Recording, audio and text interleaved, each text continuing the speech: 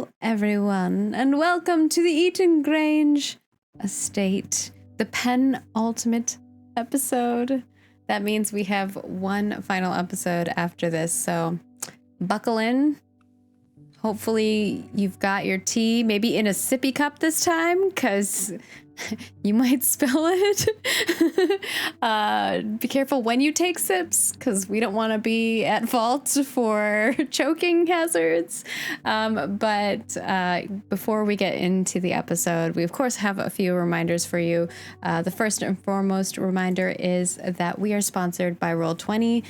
They are amazing if you would like to do tabletop RPG stuff like virtually. You can roll, you can do all kinds of crazy things with their API. If you watch our Thursday show, we have like our health bars are integrated into our like overlays now. You can see our dice roll. It's madness. So definitely check that out. The maps, you can set up lighting on them. It's so cool.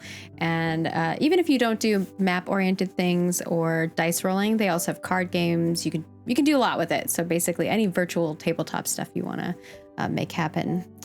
If you are a tabletop person too, who is creating your own thing, you can also make custom sheets. So yeah. Beyond that, if you would like to support us, if you love this story, these characters, if you want to see more amazing content here on Roll For It, the best way to support us is over on our Patreon. And not only do you support us, but you get cool things in return. Like you can submit names for NPCs that, you know, could turn out to be a big bad, could become a secret agent. They could die. They could be a horse named Greg. So, you never know what's going to happen to you. And then, of course, we will have one more Friday of letters, and that will be the end of our letters. So, but we have put some out this morning if you want to go check them out. And of course, we did put up a poll last week. We wanted to know who you would ship Arthur Bennett with. And we had Ivy Stewart as number one. Go Ivy! Woo! And second place, Lord Victor. Not by much. And Lydia way at the bottom. Not a contestant at this point. So it's interesting to see what you guys want to see, but you'll have to buckle in to see what Arthur wants. And of course, beyond that, if you would like to support us over here on Twitch, you can become a Twitch subscriber and you get access to our VODs in advance as well as emotes. And if you're a YouTube member over on our YouTube, you get access to some of those emotes as well. And whether you're a YouTube member, Twitch subscriber, or a patron, you get access to our private Discord where we can talk about all the things behind everybody else. No, I'm just kidding. It's just a nice community of people who like to talk about games. You can also find other people to play games with. It's pretty cool. But we understand not everyone can support us in a monetary way, and there are a lot of free ways to support us. So if you like watching our shows and you want to see more, you can just watch live on Twitch, make clips, because you can only do those while we're live. B, you've been a badass and making lots of clips while we're live. I don't know how you're doing it, but I love it. I like to multitask. It's the idea.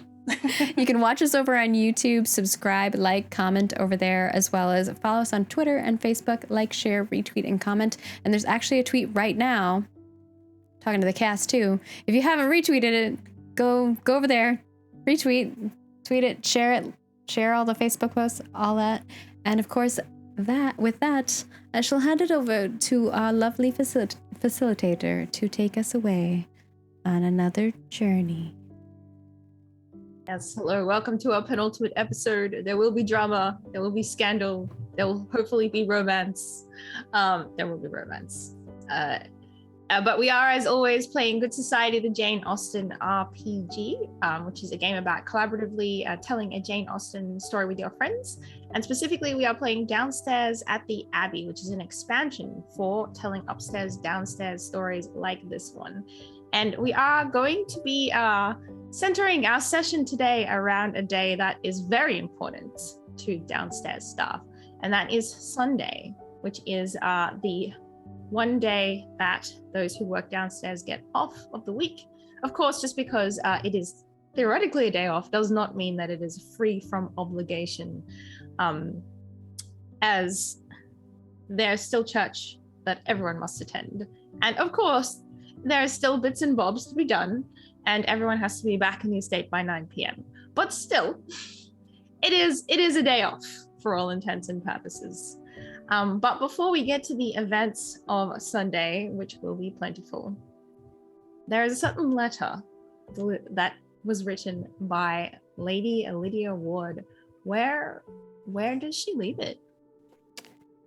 I think she leaves it in the place that we've always left letters.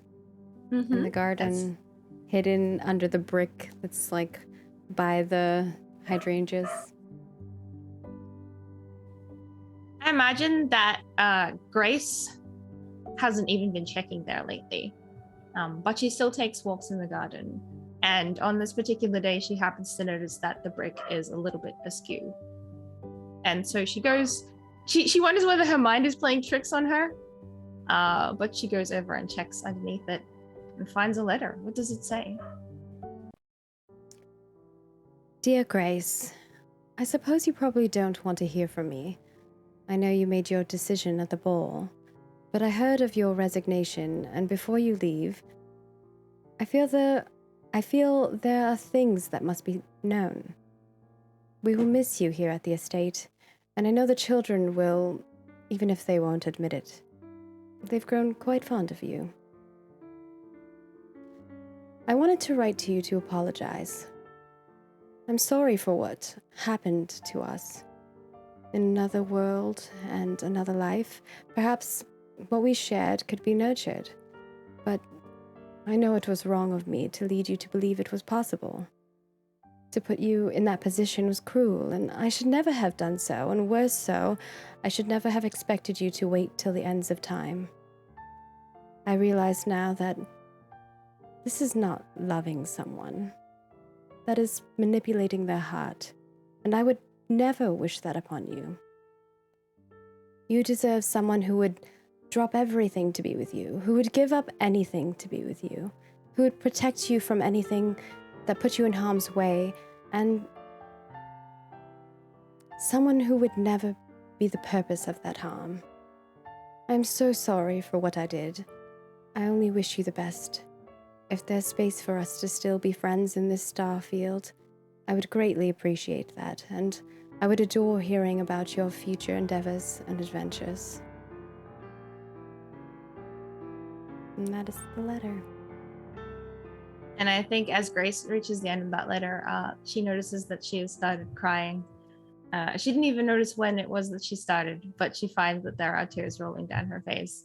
And then she's like, oh no, the children are about to wake up. I have to look like a normal person. So she tries to quickly wipe her eyes. She tucks the letter into a pocket that she's wearing around her dress and makes her way back into the house. I do need a monologue token from you, Grace, because this is not just any letter. I mean, I'll accept as you're walking back to the kids, what is going on in your head? How do you reconcile this? How are you processing this?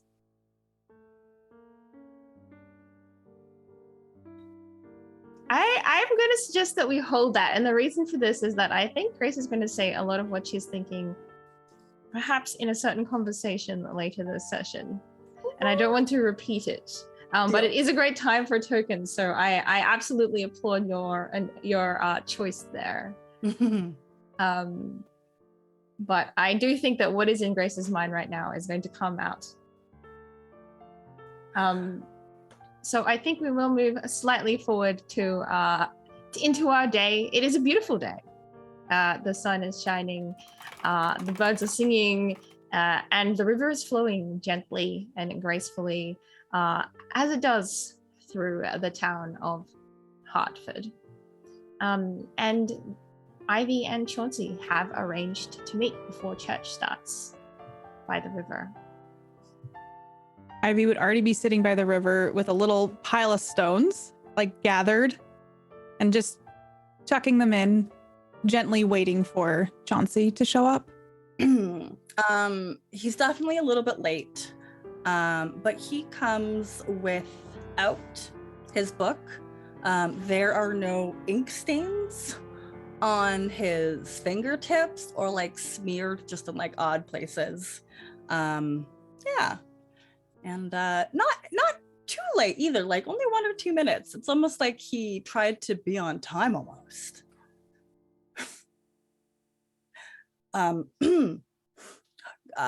Is it morning or afternoon right now? It is currently morning, Okay. but I believe that either last night or this morning, Ivy would have received a note, which is unsigned.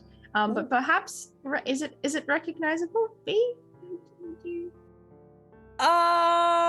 Yeah. I mean, Ivy knows Chauncey's writing through and through. Do you want to let us know what it says?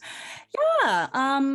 So before this meeting, Chauncey really tried to express his emotions on paper because he's kind of put you through a lot, and it's been illuminated. It's become clear that putting his feelings into his journal has been the main way to express himself. So Ivy, before you and Chauncey meet up, you see this paper that has been not crumpled.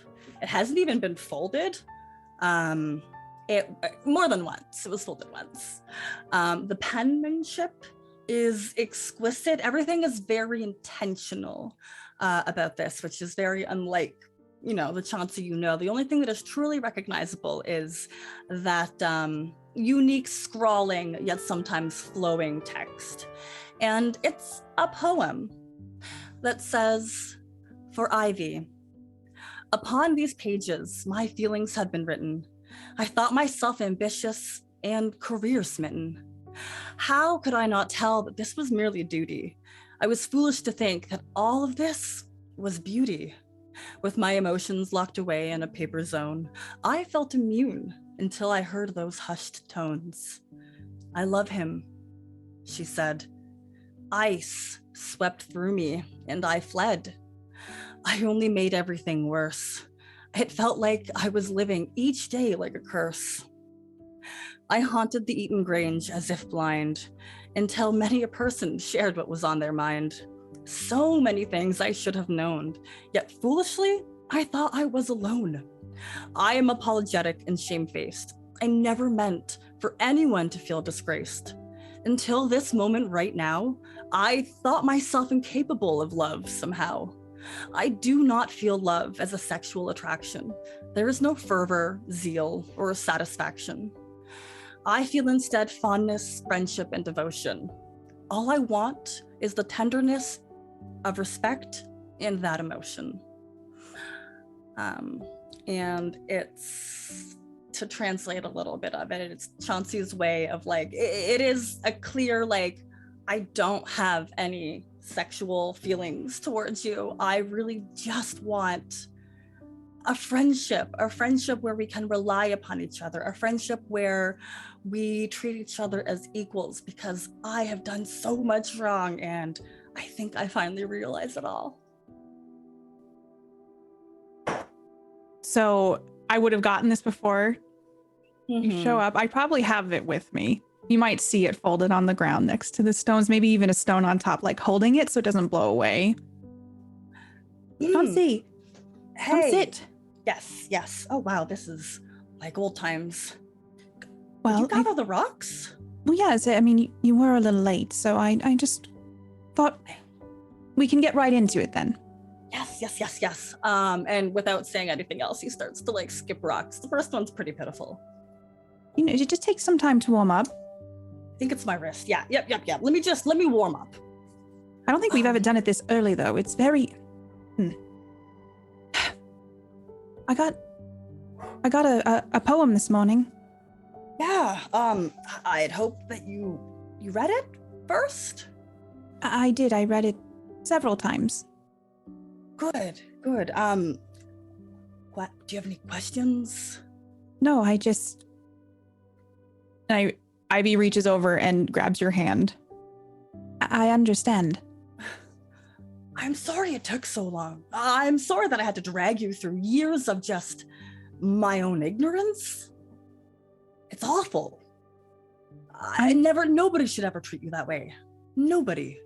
You were trying to find yourself, and that's the honest... I don't know how to say it. I'm just glad you were honest with me and yourself.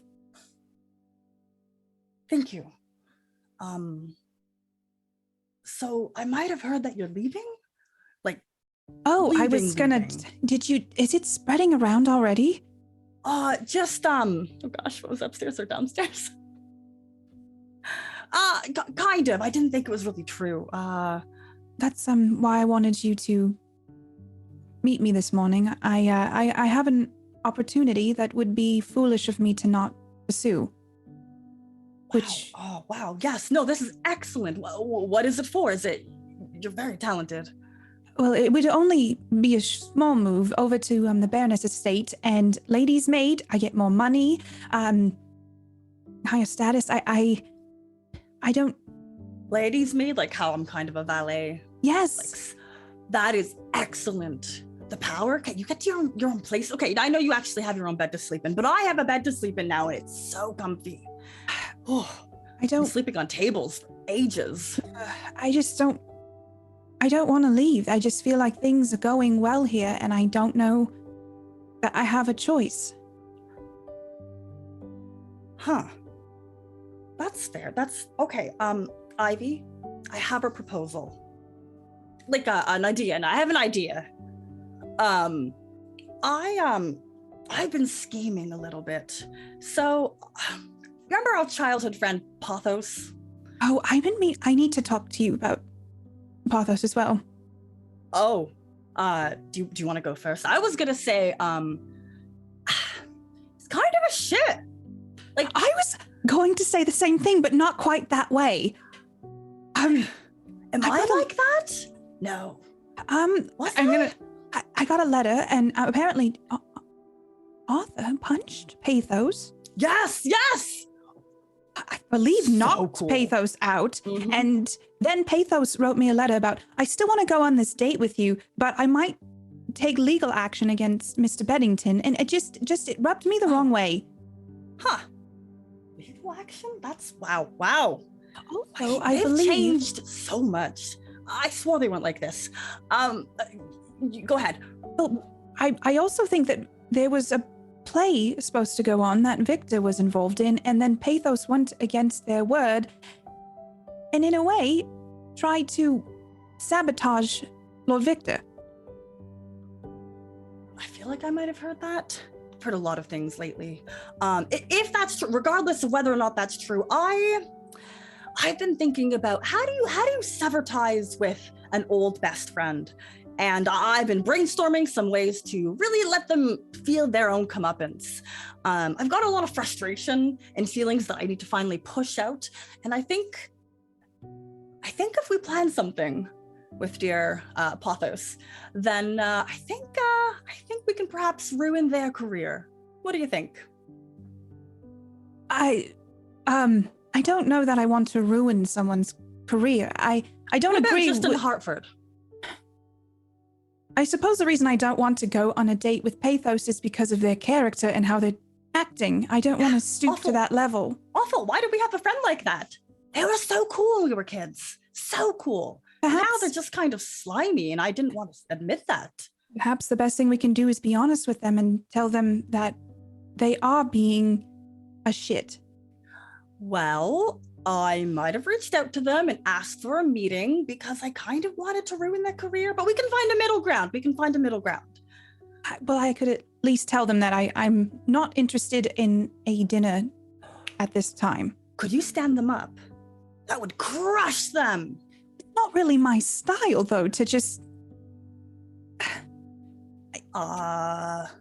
Could we write You could show up in my place and tell them that I'm not coming. Is that scathing, though? I don't know. I just feel like maybe... Are we being bad? Oh, absolutely. Absolutely. I've been trying to, in the essence of discovering myself, I've really had to consider, am I a bad person? No. Do I have bad ideas sometimes? Absolutely. And the two are very different. And I just, Victor's very inspiring. Very, very motivating. And all of his ideas, sometimes questionable. Not a bad person, sometimes bad ideas. I think we all have bad Contagious. ideas sometimes. Yeah, so we'll plot some more. And But Chauncey's I gonna- guess we don't have to actually do it, right? Sometimes it's good to just kind of get it out there. You have those feelings and you just talk it out, and then you don't ruin someone's life in the process. or career. What about all of the outfits? He's got so many costumes. They've got so many costumes. True. Could steal them, give them to the less fortunate. Oh, that was a twist I didn't expect. Yeah, it just sounds like something that would be in one of Victor's plays. Seemed thematic somehow. I'm glad that you are the valet for Victor. I think it will be a good thing for you. Thank you. With that, I just one more thing before we get rid of all the rocks. I need to thank Ash, but I don't think I've ever really been nice to him, like ever. So how do I start? I would like to play a resolve token, or offer one to Ivy if Ivy blushes at the mention of Ash. Ooh. I will accept that. Are you good? Are you sick? Are you okay? No, I'm fine. I just I think you'll find that Ash is quite lovely. Like, lovely, like a dead flower, lovely. You know, like I'm sure it was lovely at a time, but my interactions are pretty... No, I think you'll crunchy. find that very vibrant, alive flower lovely.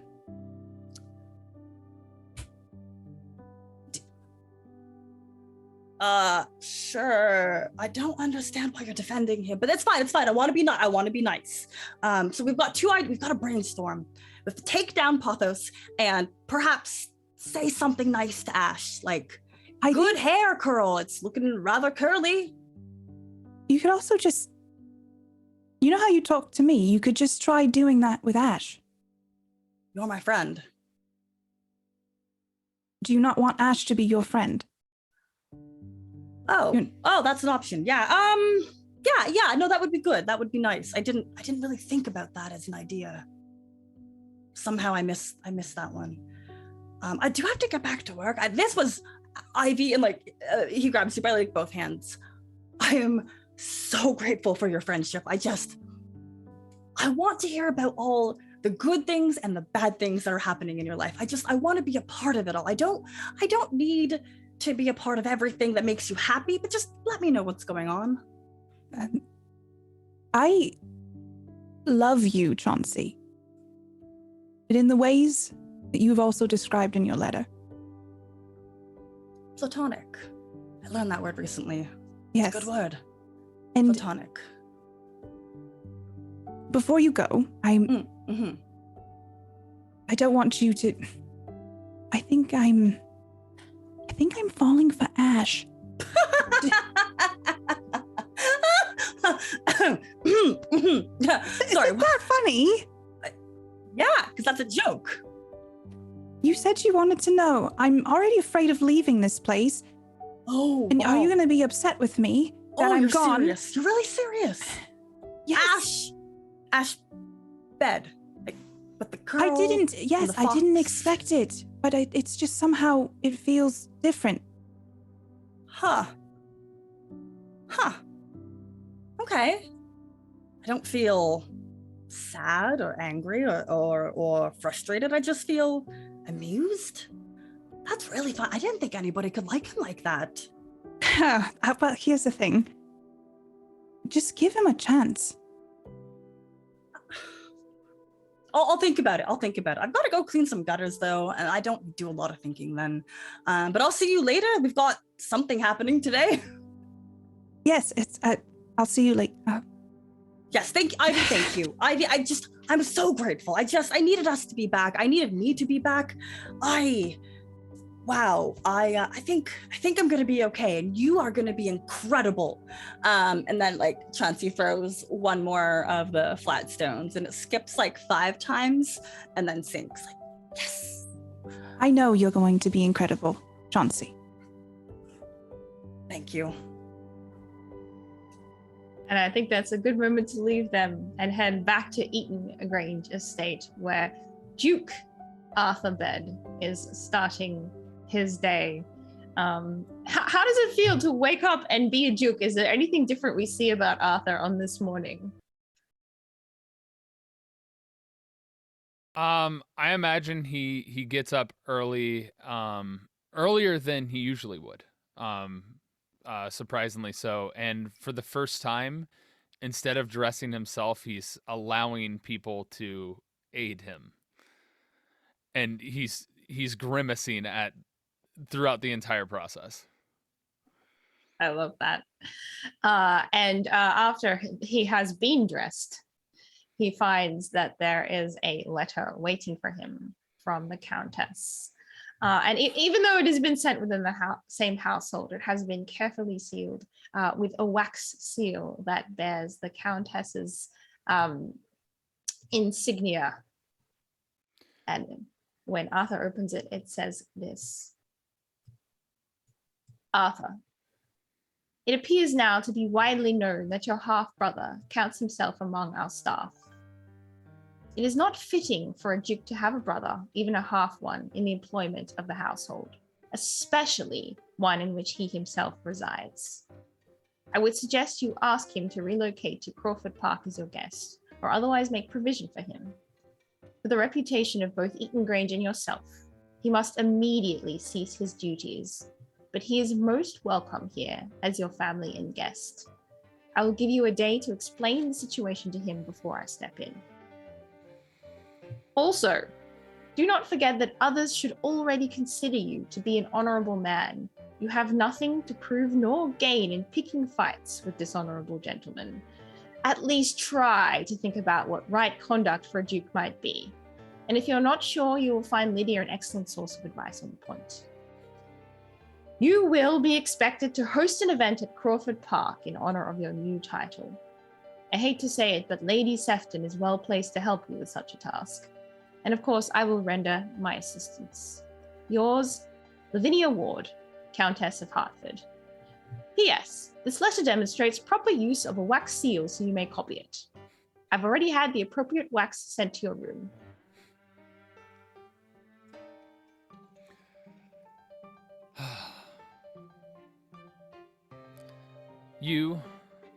Would you please go and find my half-brother Ash? I need to have a meeting with him. And you, if you could, and he reaches into a pocket and pulls out the stone that he got from his parents. Take this to the jewelsmith. I've already sent a letter ahead of time. There is to be a ring made. It's the new hall boy who's been hired to replace Chauncey. Runs out of the room. Ash, starting your day off. How are you feeling after all the events that occurred recently? I think Ash would definitely be trying to just make things as normal as possible, and I think, if anything, just try to spend some time with Elwood and try to take his mind off the craziness of everything. But unfortunately, he is not given much opportunity to do so before he finds that he has been summoned by Arthur. Where are they going to meet? Presumably not in Arthur's bedroom. Yeah, not in Arthur's bedroom. I imagine in the garden somewhere. In the garden. Okay, excellent. So I think as they're going out, the new hall boy is chatting I'm enjoying my first day here. It's very big. I'm still working out where the rooms are. Is this Duke nice? As they're walking out into the garden. And then he runs off to tell Arthur that Ash is waiting for him.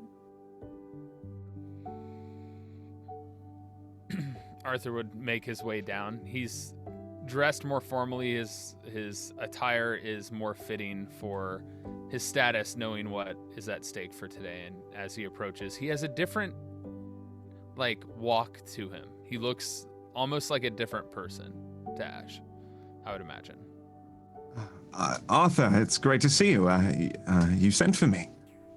Yes, Ash, we should walk. What's on your mind? I doubt you have received my letter at this point, but some other stuff has become important.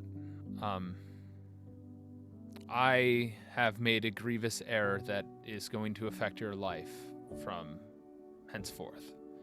A grievous error. Well, that is a fancy way to say something's about to change. Ash, I would never aim to change your life, but it is important that you understand that as it is now publicly known that you are my half-brother, you can no longer be employed here. Well, Employed anywhere for that matter. employed anyway, so not even down at the tavern? I can't. No. Ash, I was going to ask this without you being forced, and it seems that my hand has been, well, your hand is going to be forced, and I am deeply sorry that it is such the case. You will now be much as I was in this estate, as a mister. I really don't know what to say or even comprehend. That is a lot. That is a lot. I will let you know that if anything is of bother, and if I will do everything I can to protect you and teach you the ways of being a gentleman, although you seem to know them quite well already. But you do have a choice. You can stay here, and the Countess has graciously invited you to do so. Or you can go to Crawford Park, the place that is now my estate. And I did want to ask that you come with me to the estate when I do make my move. Wow. This is, I was not expecting this when, you asked for me, and, if possible, would I be able to, think, about it, as today is just, very heavy. If I were to be able to go to, Crawford, would I be able to bring, Mr. Elwood? Elwood is welcome wherever you are, as far as I'm concerned. And That's great to hear. there are plenty of forests and land for him to play about as well. My concern over there is hunting that does take place. And I would not want Mr. Elwood to fall into harm, so I would say if you head over there, you would want to keep an eye on him. Understandable. Yes, that's for sure. When would be a good time? Would later today be all right for me to give you my final word? Yes, that absolutely. I really do want to say how much I appreciate you. You've always been super kind to me, and I know the past few weeks, let alone years, have been a lot, and I just want to say thank you, Arthur. Ash, it is I who should be thanking you. For? Reminding me that I do have family. I think at this time, I think Ash would open his arms and kind of gesture like, hug. Oh, yeah. Hug it out right there.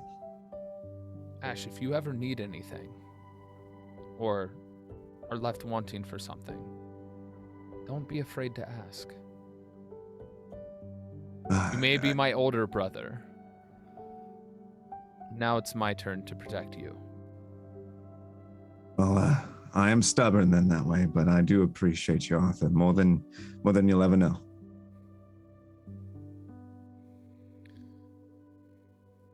Is there anything else that you would need or ask of me? By chance, would you be looking to hire anyone that might be in charge of staff? Great manager. Who would you suggest? Mr. Morgraine. What did you think? I'll have to speak to the Countess if that's all right, but if that is your request, I would happily welcome Tom to Crawford Park. I think he would love the change and possibly a little more pay if that's available. As it is a much larger estate, the pay would absolutely increase. I think he would be happy.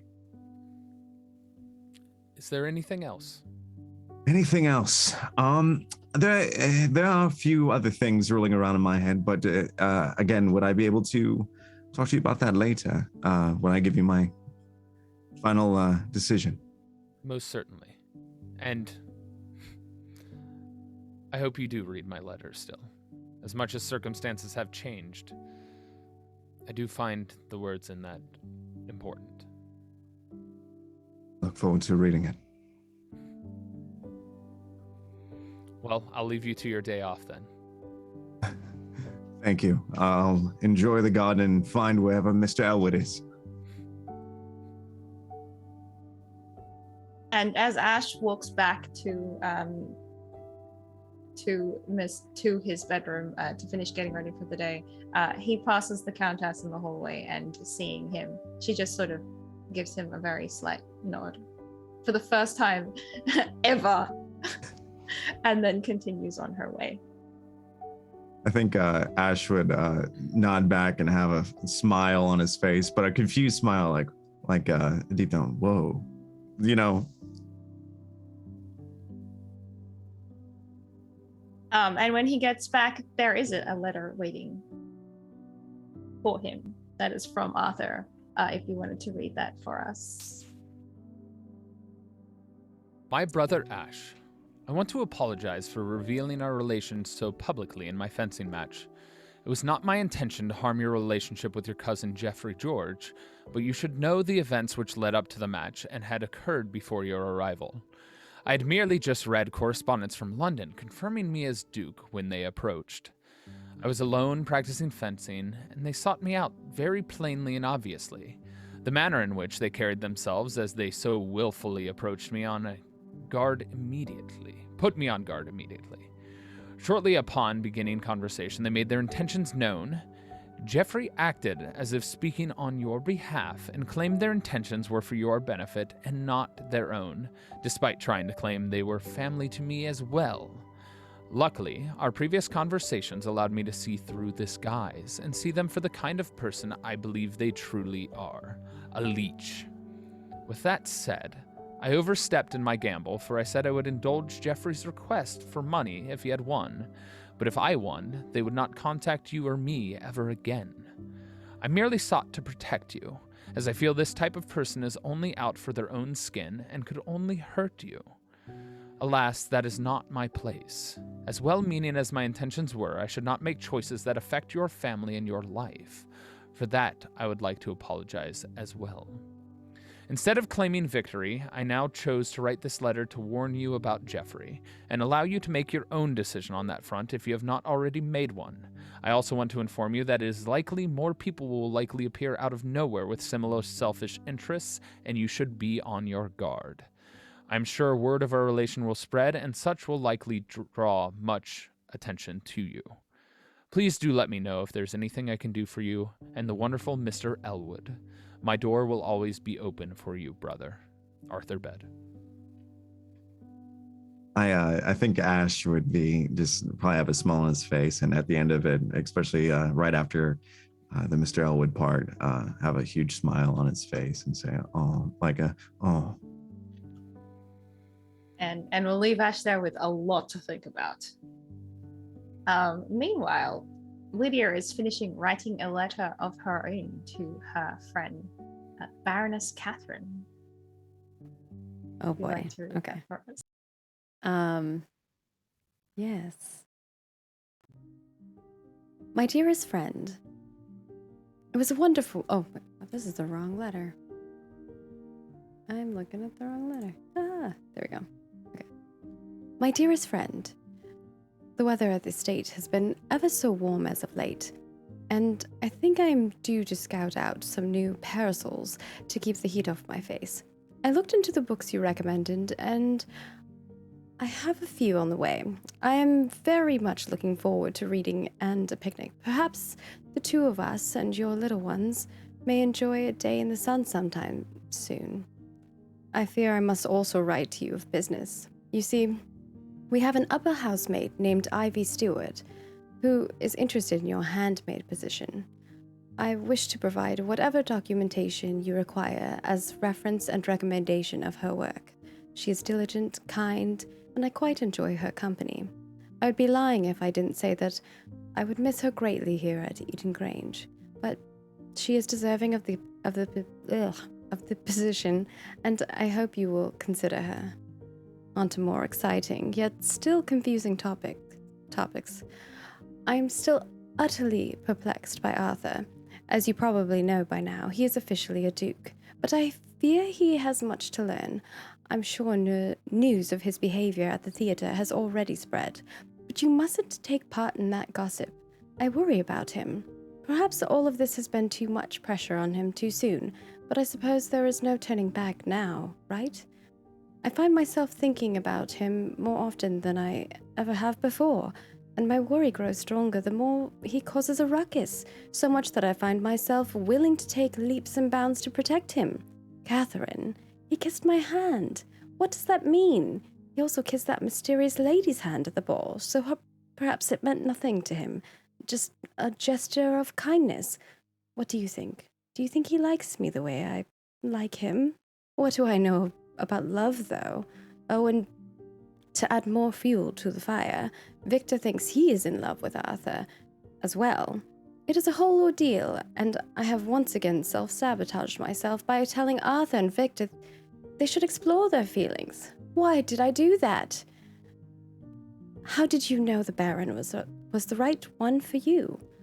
I worry sometimes that duty has gotten in the way of love, as that is how it started. But the late-night ice cream, the poems, the thoughtfulness, I find myself falling, desperately unable to stand, red at the cheeks and tummy full of butterflies. I can hear you laughing from here as I write this. I'm sighing in exhaustion and exasperation at this whole situation. My dear friend, when this is over, please save me from from it all if it ends in disaster. I hope to hear from you soon. Yours, Lydia. Having finished penning this letter, Lydia, sends it off with a servant and then stands up to go down to church. And as she is making her way down the corridor, she can hear the unmistakable sounds of her three siblings coming down the corridor, Harmonia, Thomas, and Sophie. And they are dressed for church in their Sunday best, very well presented, and behind them, of course, is Grace. And her last act for the day before she starts her day off is to get them safely in the carriage and on their way to church. And as she passes Lydia in the hallway, I imagine that Grace and Lydia have sort of been like ignoring each other in the hallways for weeks now. Yeah. But she says, "Good morning, Lady Lydia. It is a beautiful day, is it not?" It is, Miss Clark. And Lydia kind of smiles back. I had thought that after church, I will perhaps go reading near the bend of the river near the estate. It is always so quiet there, and I am always left quite alone to myself. She smiles and gets the hint and says, "Yes, reading in the afternoon after church on Sunday is always very enjoyable. Perhaps you won't find yourself alone." And then, Grace just smiles and, helps escort the children down the stairs towards the carriage. I think Lydia just Meanwhile, Victor for once, is the first one down the stairs, waiting for everyone else to arrive so they can head off to church. Of course, also waiting at the doorway to help see the family off to church is Milton, the faithful second footman, who rides with them. Actually, Milton usually stands on the back of the carriage and then helps present the family at church, and then will take his own seat and enjoy his day off too. But Milton and Victor are waiting for the rest of the family to arrive. And Victor wrote a letter to Milton quite recently, if you'd like to read that for us. Let me go ahead and 1 second. Challenging everyone to find the letters from the past of the session. Here we go. Here we are.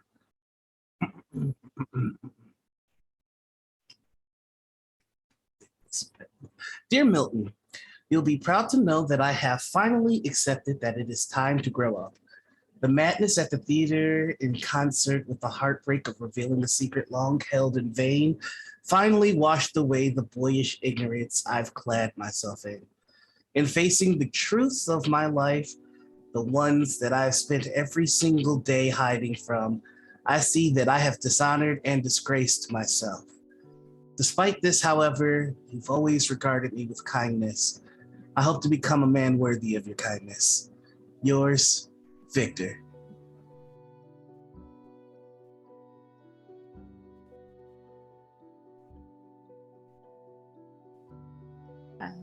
And so having received that letter some days ago, Milton now has an opportunity as they wait for the rest of the family to come back down the stairs to talk to Victor. He kind of makes his way over there and holds the carriage door open for you. You ever get tired of being so responsible and diligent? Well, I do find myself tired very often, but I just have to drink some more tea and suck it up.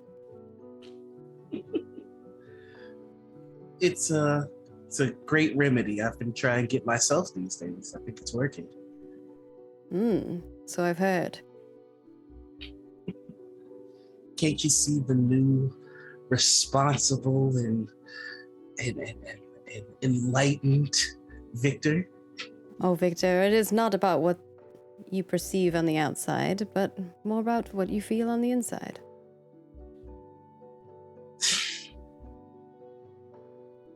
Yeah, I suppose there's some measure of truth to that. And your actions are the things that are going to speak louder than whatever's going on in your head there. My actions have been tamed and responsible as of late. I'm starting to think that I was always meant to be a proper child, and maybe it was the influence of Arthur that led me astray. Milton laughs at that. He chuckles and then he kind of leans in closer and says quietly, "Well, I heard there was quite a ruckus at the theater, and I have a feeling that you might have had something to do with it." I will accept a healthy portion of the blame for the incident at the theater. So how recent has this change overcome you then? Well, to tell you the truth, Milton, I did everything in my power to make sure that what occurred the night of the theater wouldn't occur.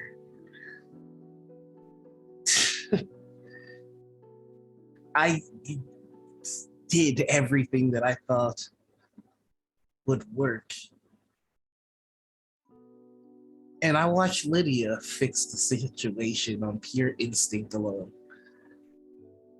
Sometimes we need a helping hand. Sometimes we need a role model. Oh, Lydia's your role model now. Don't tell her. Have pigs begun to fly? If you tell her, I'll deny it and have you fired. Oh, I wouldn't dare. She wouldn't believe me if I said so anyway. I still have no idea what she thinks of me.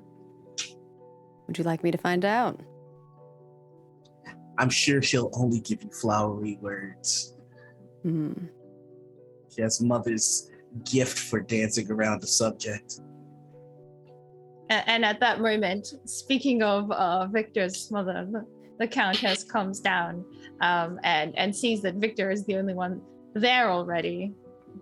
On time. Early. Victor, you're bright and early this morning. It's easier to wake up in the morning when you don't drink at night. And I think Arthur arrives about that time as well. Milton rushes to open the doors for everybody.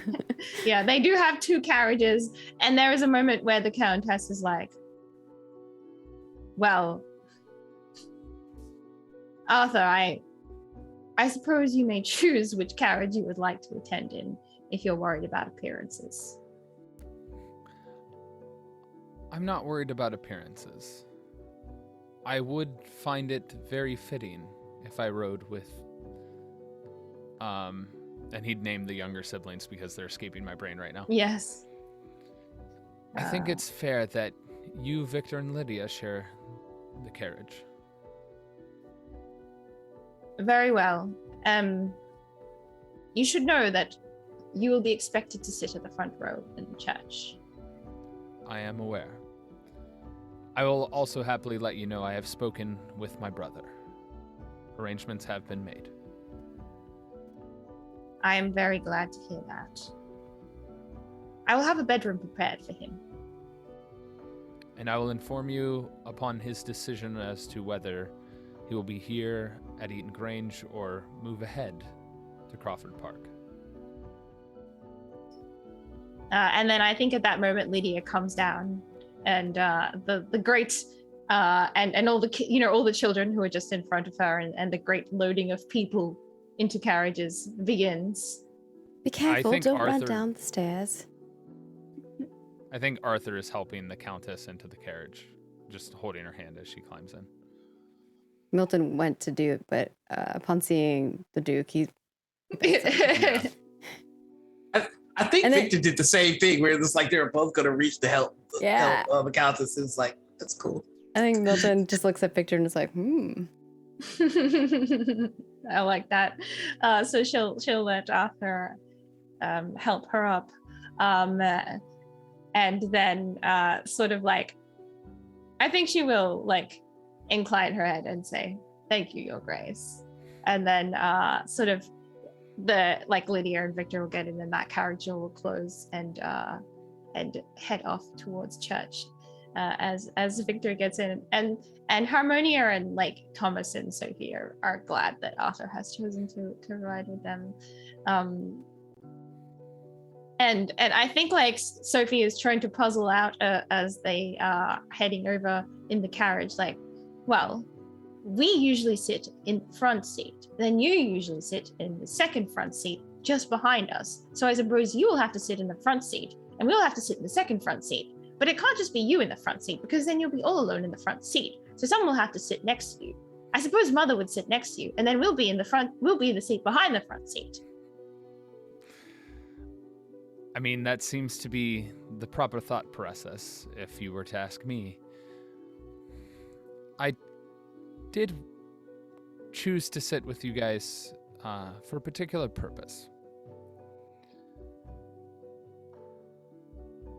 How often do you talk to your siblings? They look at each other. What? Well, we are in like they're just like, of course we're talking to each other right now. I mean Victor and Lydia.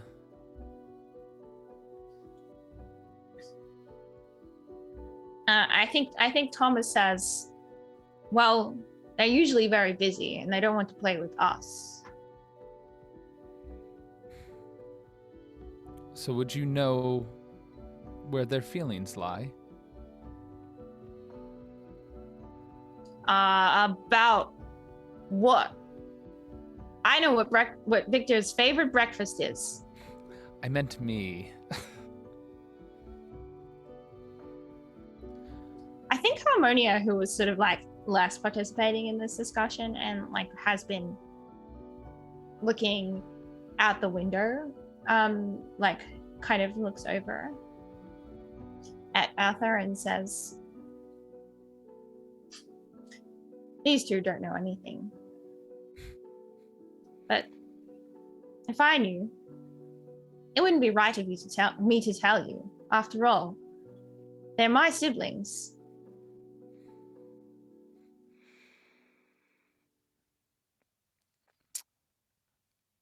Arthur gets like a twinkle in his eye and he says, "But I'm your grace."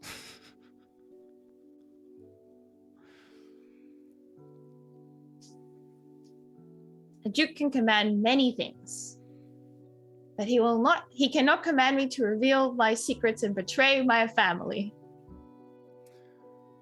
And she's clearly joking. And Arthur will have a giant grin on his face and he'll simply say, "Keep that true to your word." And then, but she then, as like they're arriving at church, and Sophie and Thomas sort of hop down off the carriage, Harmonia does say, "But I do think, Your Grace, that your suit may yet find victory." And then she will allow probably Milton to help her out of the carriage, as she's soon to come out to society in a couple of years. You know, appearances are very important, and make her way into the church. Arthur is going to sit in the carriage for an extra moment until it clears before he gets out. And everyone waits for Arthur because he has to go in first and sit in the front. And of course, everybody in Hartford sort of is watching as Arthur makes his way down the middle of the church. And a montage of things happen that we don't need to see individually, when, you know, the Reverend comes out and like greets Arthur and thanks him for his patronage, and, you know, over these long years, and hopes nothing has changed, and, you know, all these sort of like things happen. I will say he'll give glances to Lydia and Victor like, "This is gruesome. This is awful. I'm bored." And then there is a long and boring sermon ensues, everyone is at church. You have to be at church. And after the church is kind of a nice time of day, because when church is over, everyone sort of goes into the like grounds area, and people talk and mingle, and it's often a great time to see your friends from the village or people that you haven't seen in a little while. But also there, after church is considered a time where it's polite for anyone to talk to anyone. Of course, that is like, there's a grain of salt in that the higher status people will need to approach the other people first. But it is considered a charitable thing to do, to talk to anybody that you wish after church. I imagine Arthur's not used to this and he's just standing there and nobody's approaching him. And the Countess is sort of like gesturing at him to go talk to some people. But I do want to see after church, after this mingling has sort of gotten towards its end, I think Grace would find Ivy.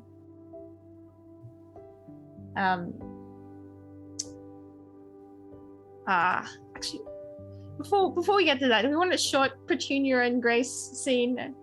I feel like I would love to hear Petunia's thoughts on Arthur being the Duke now, because I'm just so curious about what she thinks about all of this. Because they would be like sort of in the middle of the church. I think Petunia, as a former reverend, is like given a better seat than she would otherwise get. And she's low-key been critiquing this new reverend the whole time, like. She's been doing this for like literally years now.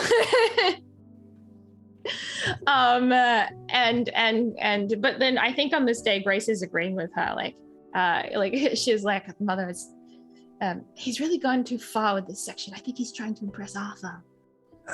It's all about the showmanship and not about the context, and that's where he's losing everyone. There's nothing of substance here. And then I think as like after church, like Grace is asking her saying to her mother. It feels strange, doesn't it, seeing everyone look at Arthur like that? No, you live long enough and you get used to everyone being entranced by the new shiny thing. It's just the new shiny thing, my dear.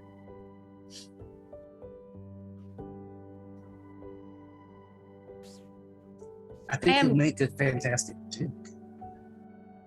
As he gets used to it all. If I squint my eyes and look at him from the other side of the room, it's like seeing a man I don't know who I'm sure is a duke. So I think he fits the silhouette perfectly. I think that if we were able to squeeze ourselves into the mind of that man, he wouldn't know who he is just yet either. Are you going to help him find himself? I'll do what I can, but I think he has plenty of others to rely on who would know a lot more about the world that he has stepped into than I do. Yes, they know about being the Duke, but they know very little about being Arthur's friend.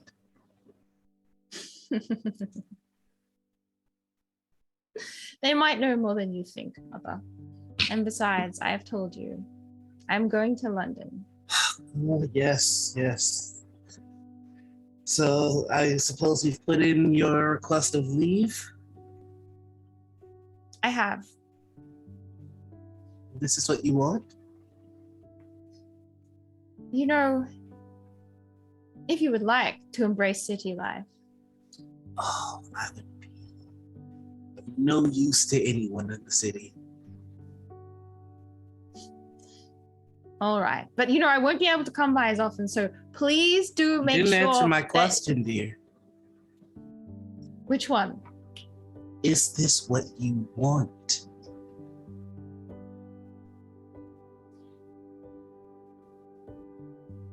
You ask a hungry man if he would like a sandwich, and generally it's a very quick answer. A thirsty man, if he wants water, yes, it's not very far away, but I ask you if this is what you want. It's like you're looking around for help.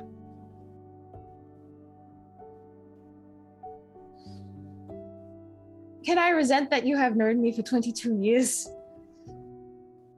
You will resent me being your mother until the day I die, as I resented my mother until the day she died. It is tradition, and you are so wonderfully skilled at not answering my question. I wonder where you got that from. The plan is that I will go, and then I will write you 2 years hence and say, Mother, this is what I wanted all along. But in the moment, one must do something with oneself. It is better to keep moving. sweetheart, there's very little under the sun that can make you do anything that you don't want to do. If you're going to move, if you're going to make this decision, don't do so under fear of duress. You can survive anything. She just kind of puts her hands in her face. Move because you want to, not because you think you have to. And anything that makes you happy, I am 100% behind. Even London. And I think we'll leave them there, but that is a good moment. Dang. So yeah, Grace will go and fight up Ivy after church after the mingling's done, and ask her if she wants if she's going. Are you going to the village, or are you going back to the estate first? I don't know what I should do this afternoon, to be honest with you. What are you doing? Well, I had made some time to read by myself a little later today, but I'm heading back to the estate first. So if you'd like to come to the library. Yes, I think I am going to try to move to a new... I'm nervous to say it because it makes it more real. It is real. I guess Come, it let's is. walk back together. Okay. Ivy's just gonna instinctively walk next to you back to the library, probably like we've done many times in the past on a Sunday. And I think she will say, did you find it strange to see Arthur looking like that today? It's quite fitting, though, is it not? Oh, it's very fitting. That's perhaps the strangest thing about it all. Well, you've known Arthur much longer than me. What do you make of all of it?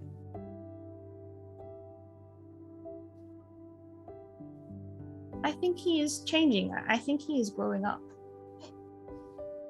To be honest, Arthur and I have been very close when we were young. I used to sneak into the gardens of the Grange just to play with him. And he sometimes snuck out to the parish house, and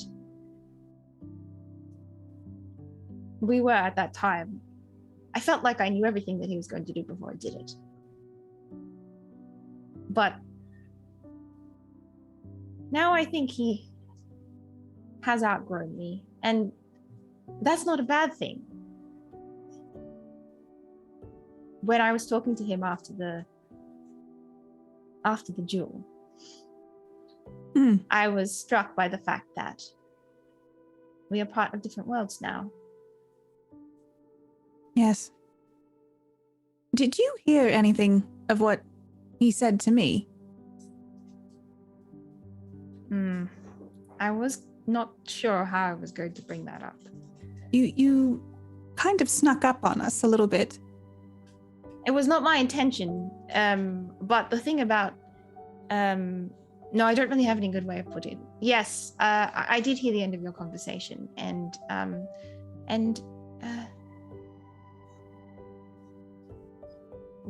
what did you make of it?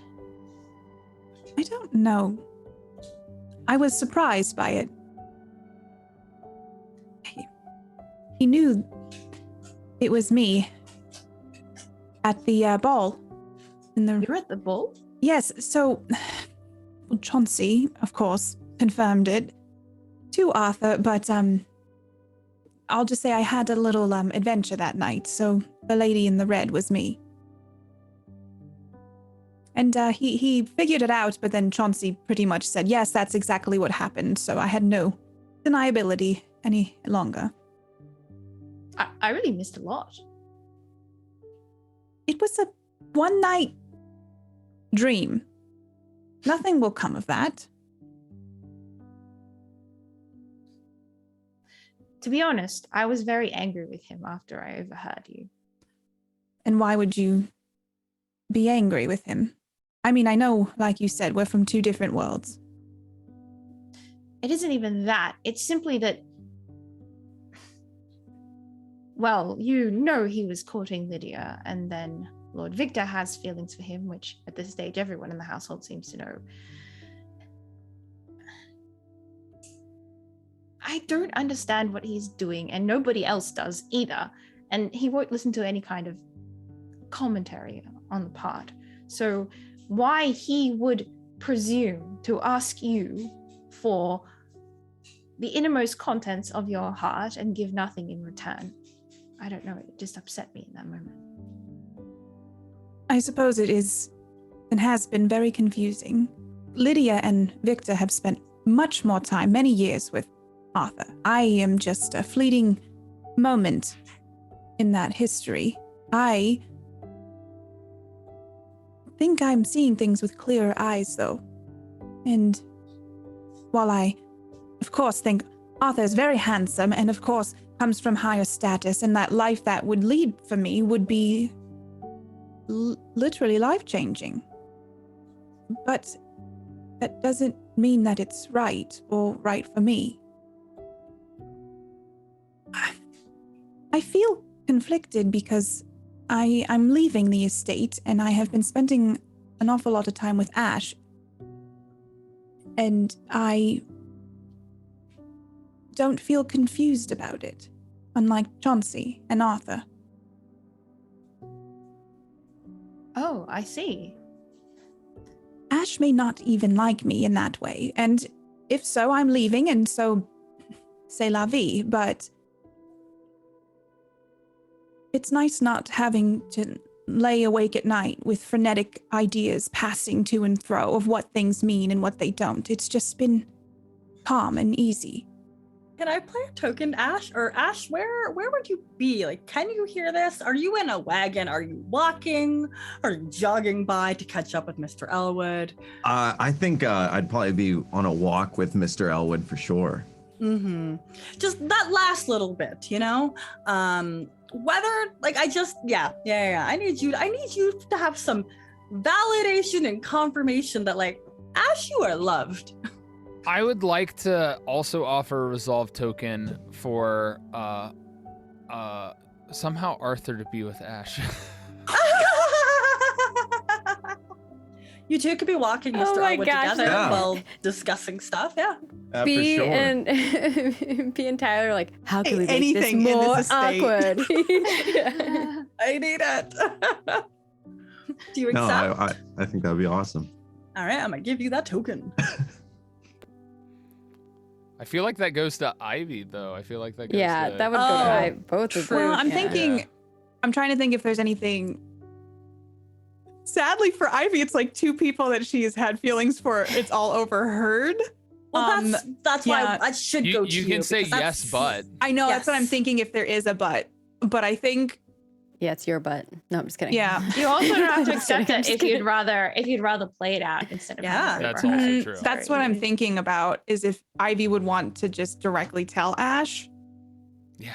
Yeah, I that like we don't want too. to take away from that moment. Yeah. Yeah. I feel like this time Ivy's trying to do something different than just having it be like an overheard. Perfect. Yeah, we Thing. could X card the results. So- Sorry, B. Yes. You hold on to them. Sorry. I'll take it back. I respect the heck out of this choice.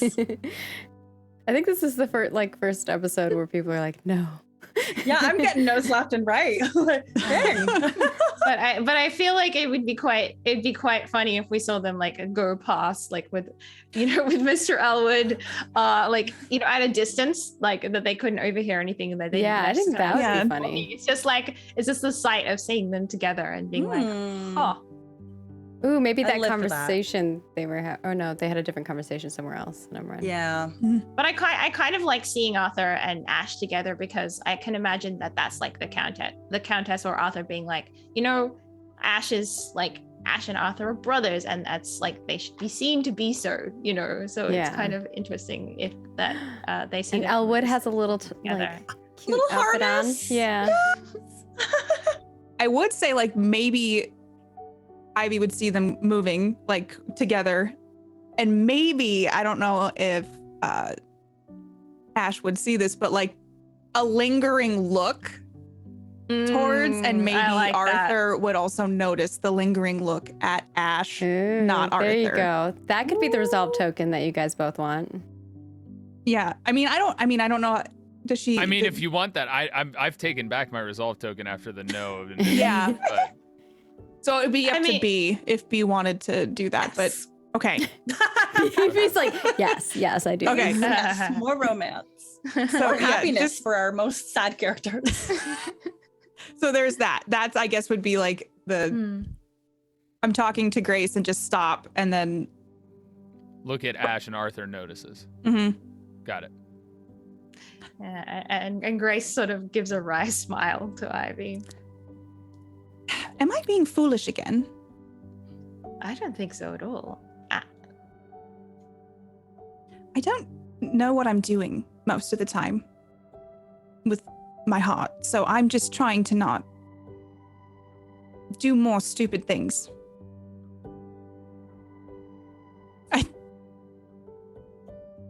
Did Haley freeze? I can't tell. Yeah. I she think froze.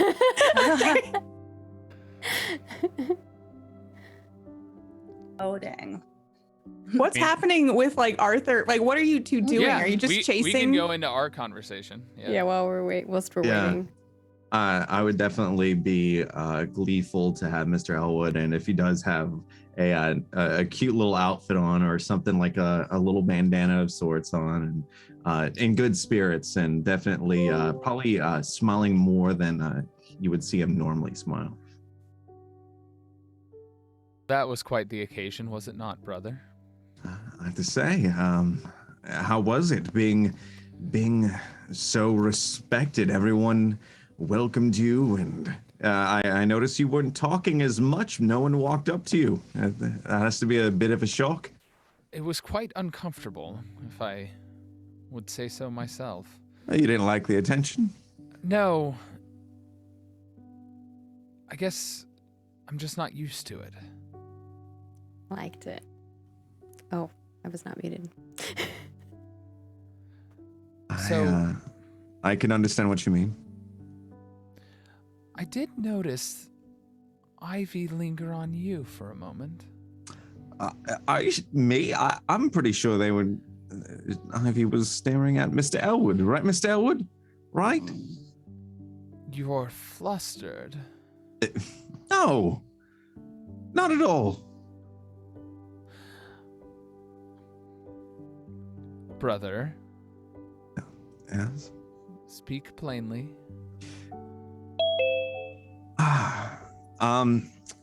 Speak plainly. Was she looking over here? Don't make me pull rank on you. Ivy is a sweetheart, I will say that. She is. Have you made your decision? Yes and no. I was hoping to talk to two people before I was able to give you the final answer, if that was all right. I haven't been able to talk to them with everything going on with church today. Of course. I totally understand. Either way, Elwood looks especially fancy today. Oh, thank you. Fun fact, this is the collar that we first gave Elwood the night that we found him, but Tom O'Grain actually fashioned it up a little bit. So it's a little bit of Tom, a little bit of Ivy, and a little bit of something I found that day. You do know you can lose the wig. But the curl. Whatever you decide is fine by me, brother.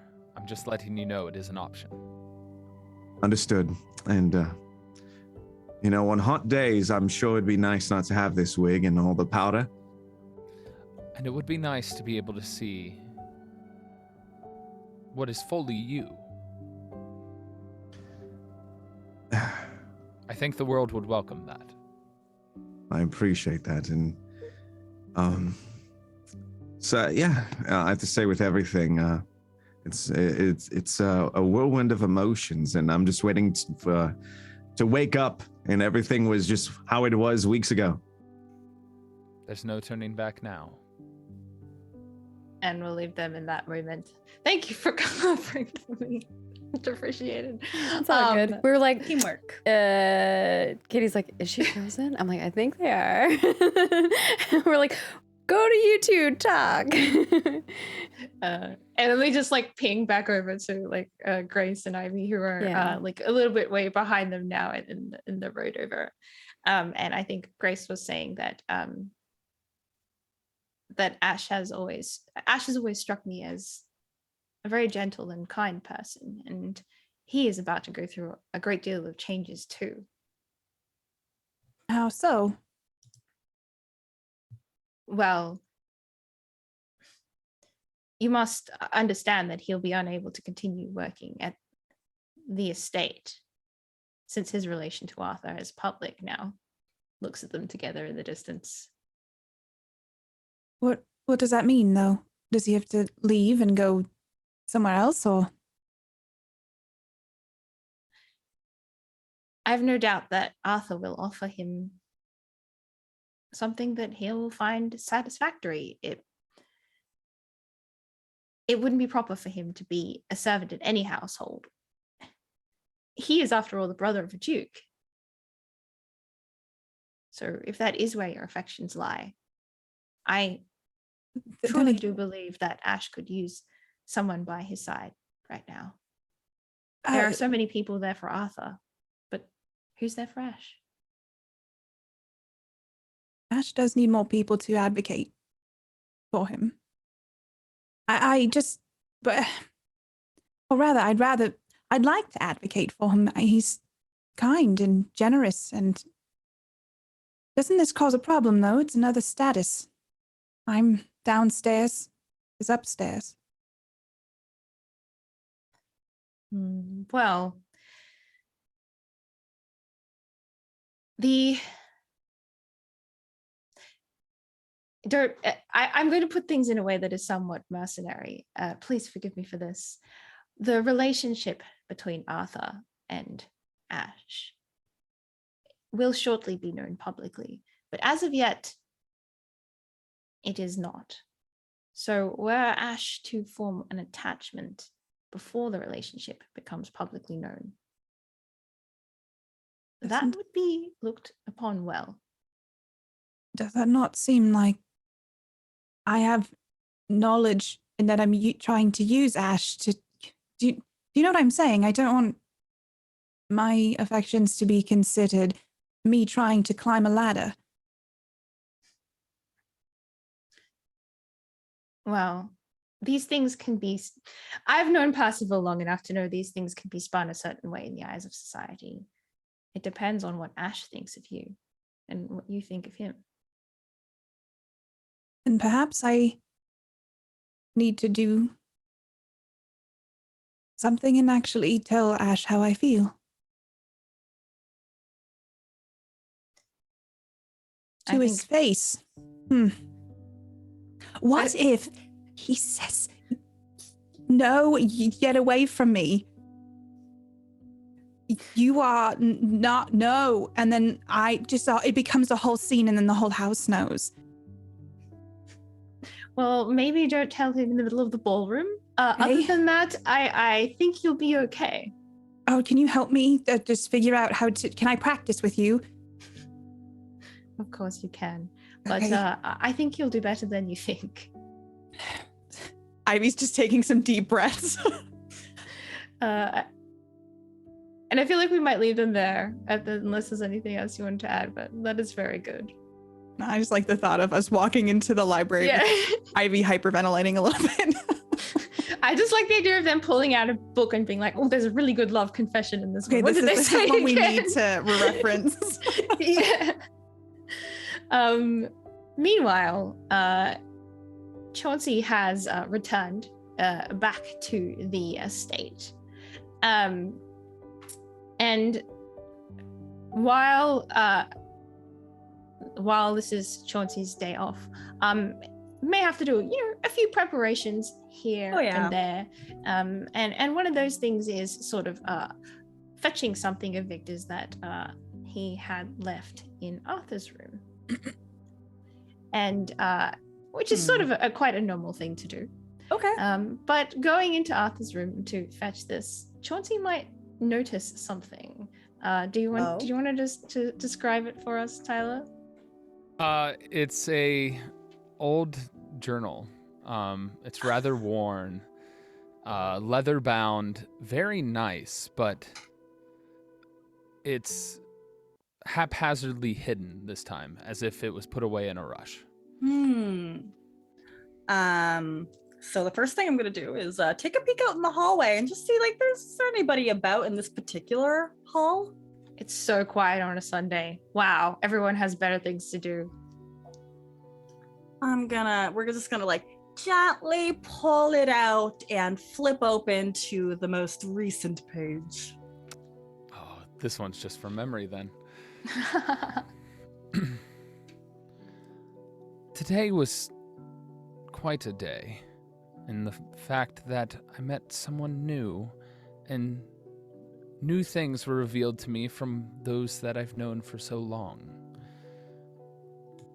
I danced, not only with the one whose my heart seems to belong, but to one whose heart seems to belong to me.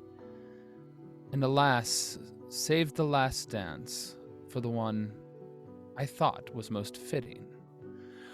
But then came another, a lady in a red dress. She approached me, which was out of the norm for what I would have expected, and it was an unexpected song that was at play as Victor was on the keys. I was surprised by her eyes, so familiar, yet so unseen. I did not know them, but they seemed to know me. My heart was aflutter, as they told their name was Eleanor, the one of my mother. Oh, I don't know what to make of this mystery woman. And I don't know what to make of these feelings that Victor holds for me now. So many choices ahead.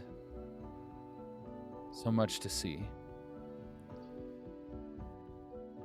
I thought I was set. Then now stands before me too many options to see. Wow. Huh. He really thinks highly of himself. Well, I'm just gonna take a peek at one more page, and I'm gonna flip back and just look for anything where Victor is mentioned a lot. Oh boy. Oh, shoot. Let me scroll and find the journal entries. Chauncey came to chaos today. Control F. Control Look F.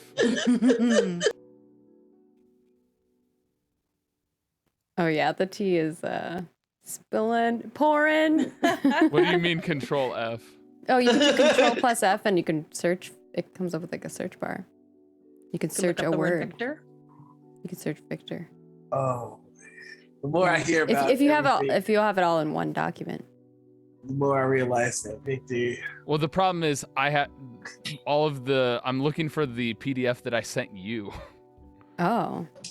Yeah, because I haven't. I type everything on my laptop. Control F that.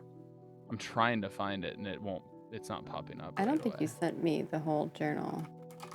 I mean, that's okay. If you can't remember the exact entry, you can just say what was in there that pertains to Victor. You don't need, it doesn't have to be word for word. You can just Dear give us diary, the gist. dear God, Sure. Victor fumbled the bag. So Oh, you want like the full journal? I think I have it here. yeah, I will send it to you. I kind of pulled up. I'm pulling it up right now. Send. All right. The way he played himself will end up on ESPN's top 10. Oh, there's definitely a bunch of Victor in here. There's I a just lot Control of F it. through it. You Oh wanted my to go gosh, the earlier Tyler, this entry is or like not? 6 pages. What?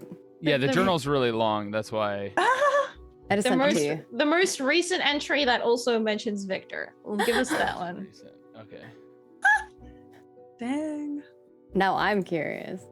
Chauncey's like flipping and flipping, like, why so many? This is outrageous. Dude, when Chauncey's Just like reaction open to to the the first letter. page. Oh, 9 years old. Too early. Keep going.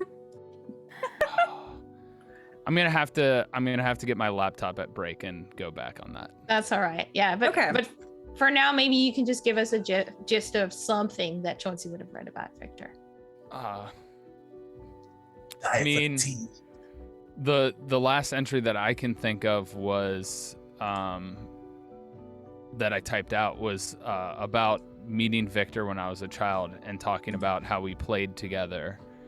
Even though I had to look up to him as a lord and treat him as such, we became friends, but it always was not fully committed on Arthur's end. For his true friend was Grace, who he snuck away and spent many a time being truly himself with. Okay.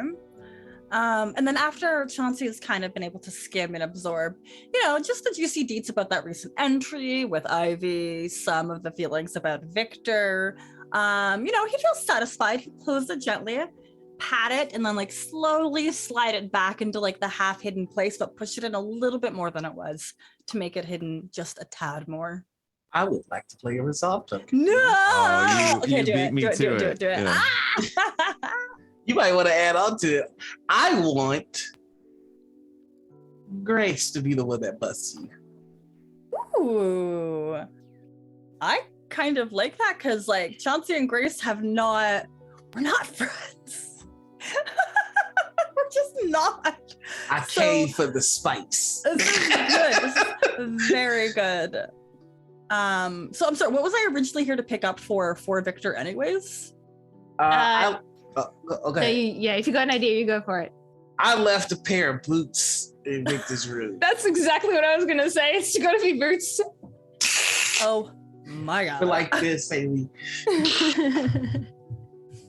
Yeah, go ahead. Yeah, so I feel like Grace is there to find Arthur after church, and sort of like I think she actually goes to knock on the door, but because the door is already open, because Chauncey's already like gone into the room, like when she knocks on it, it just pushes the door open like a fraction more. And she can see Chauncey like trying to put back the journal surreptitiously. Chauncey?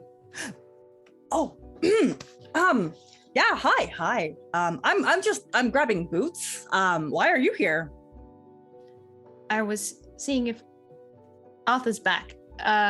Nope, just me in here. What were you doing with his journal? Would you believe me if I said I was dusting it? Yeah, no. Rebinding it? Oh. Let me rephrase my question. Yeah. What do you intend to do with the contents of Arthur's journal that you have no doubt consumed? Can I be candid or honest with you? Please, Miss Clark? I would love that. I would really like that. I kind of get the feeling you don't regard me very highly, and I don't blame you. I'm just a simple valet now. However, I don't intend to do evil with the information that I've gathered. Arthur is balancing a lot of hearts, and I think that the people involved deserve to know that they're just one of many. Do you think they're aware? Well, your impulse on that front is not wrong, although... Oh, thank you. Wow, thank you. Yeah, I'm gonna cherish that. No, Haley, don't freeze now. Ah! There might other ways to gain that information. That was a brief one. That's all right. Yes, I do believe that there are other ways that such information might have been gained, but in this case, everyone involved is, I believe, aware of the situation. Are they? Are they really? Do they all know that, Mr. Duke Beddington, what do we call him now? Duke Beddington, yeah. Duke Bed, gosh, there's so many. Duke Bed, he's dancing with, a house servant, a housemaid, frankly, my best friend, courting. See, Lady if I hadn't Lydia. already known that information, you would have just told me that information. That's Chauncey. It's not that I look down upon you. It's simply that you do have a tendency to overshare, but not about yourself. Yeah. I think you're perhaps right. I don't know how to change that. I don't know I'm so steeped in everybody else's lives that what else do you talk about? Anything? I've got to get some shoes. Why are you here? Are you also going to read the journal? No. Chauncey.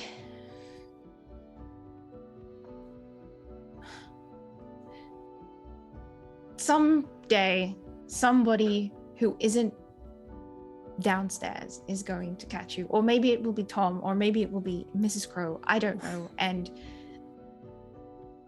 I would like to offer a resolve token for Arthur to arrive. You just want to toss yourself in all the drama. I don't know who takes the token. That's up to you. No, that's up to you. Me? I'll take the Yeah, that token. would go Heck to you. yes. I'm trying to think of if I want to like have any qualifiers. Oh, yes. You may arrive. However, your journal is put back and kind of hiding now. Like in the start of seeing Ms. Clark, he kind of like pushed it a little bit under. Was it under her bed? Like, where did you keep it? Under a shelf? It was in the drawer. Okay, so like closes the drawer then. Yeah, it was in the desk drawer. Okay, perfect. I just want some plausible deniability. Excuse me. Oh, Duke, Bed, greetings. Hi. Sorry, Arthur. Chauncey just came to pick up some shoes and we got distracted by conversation. That's it. Pick up my shoes? What? No, Victor's. Victor's. Oh. Why would I want your shoes? No, I mean, yes, that's all I'm here for. Okay, but why are Victor's shoes in my room? I don't think either of us know the answer to that question. No, sorry.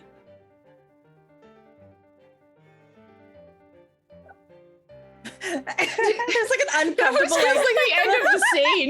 That always feels like the scene ends there. Yeah. Oh no. Excellent. Okay. I did want one more thing for Chauncey, which is after that conversation is over, when Chauncey is like sort of doing the very last thing that he has to do, which is just like probably just like putting away Victor's clothes, which have been returned for the week from the laundry. Finally put the last one away. Finally day off. And walk out and run basically straight into the Countess. Wow. Your Grace. Good happy Sunday. Your lady. Your lady. I'm so sorry. I ran into Mr. Duke Betting and it kind of messed up my hi. A valet really should take the time to learn the proper forms of address. Yes, your ladyship. Yes, absolutely. Thank you. Yes, to avoid embarrassing the person for whom they are employed. But I had hoped that I might find you here. Oh, yeah, I'm here. And I think it is really quiet. There is nobody else around for this conversation. Chauncey, I have what I have. I have felt that I have given you a great deal of chances to provide something to me that is of use. And so far, I have not seen anything of that nature being provided to me.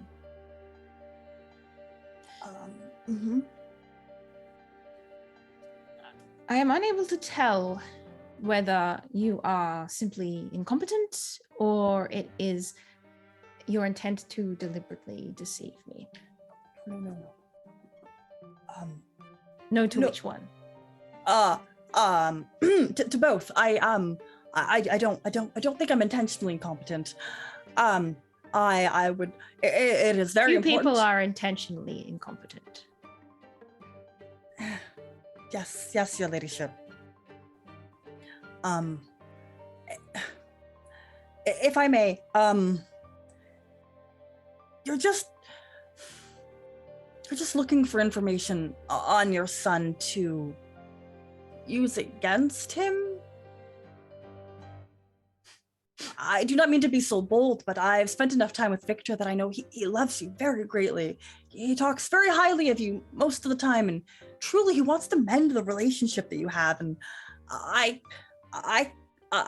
don't think I can say something negative. Not anymore. I don't think I can do this. Chauncey, that is all very useful information that you have. What? Can we step in here for a moment? And points to Victor's room. Oh, yes. And she'll sort of look inside and check that everything is done properly as a valet should do it. It's she doesn't. Okay. She doesn't notice the little details though, because she hasn't ever worked downstairs. So even if there were a couple of very minor things out of place, she wouldn't notice it. She just looks around the room and is like, it looks fine. The reason why I asked you to observe my son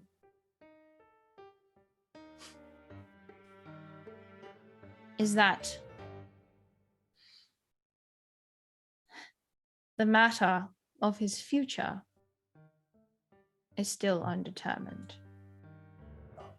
Yes, your ladyship. I understand the inheritance hasn't really been resolved yet. It's still kind of up in the air. Is that what they're saying downstairs?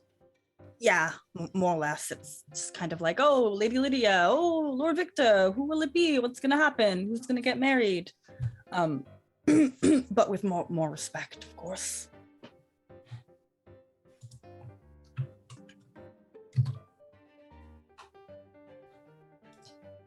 I see.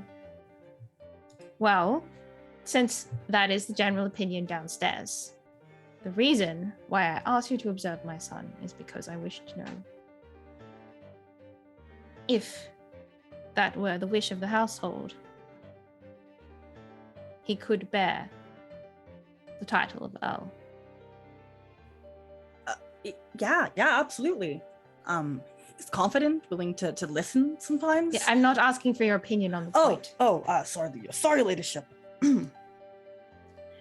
I'm simply explaining the reasons why I asked you to do the task you have. Oh, yes. But I believe that duty is no longer needed. Truly? Like, excuse me, your ladyship. Are you being sincere? Have you ever known me to not be sincere? No, your ladyship. Whew. Oh, there was a pressure, like a, thank you, your ladyship. Thank you so much. Instead, I would appreciate it if you would focus your efforts on your new position and on helping Victor regain his status in society as a gentleman. Yes, absolutely. He's already on his way, mostly. Good. If anything is out of place in his outfits, I will be holding you responsible. Yes, I understand. That makes complete sense. Thank you. I will be on my guard. I will be thank you for the honor. All right. And by the way, if any of my children were to steal letters, Harmonia would be the least likely among them.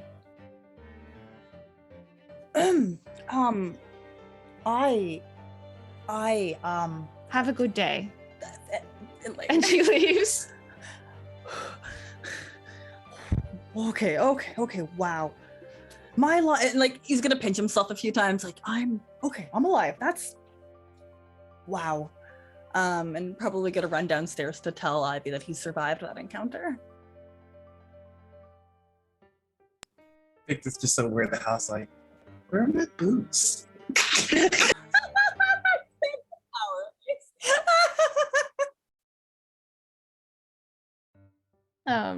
I do like that. Meanwhile,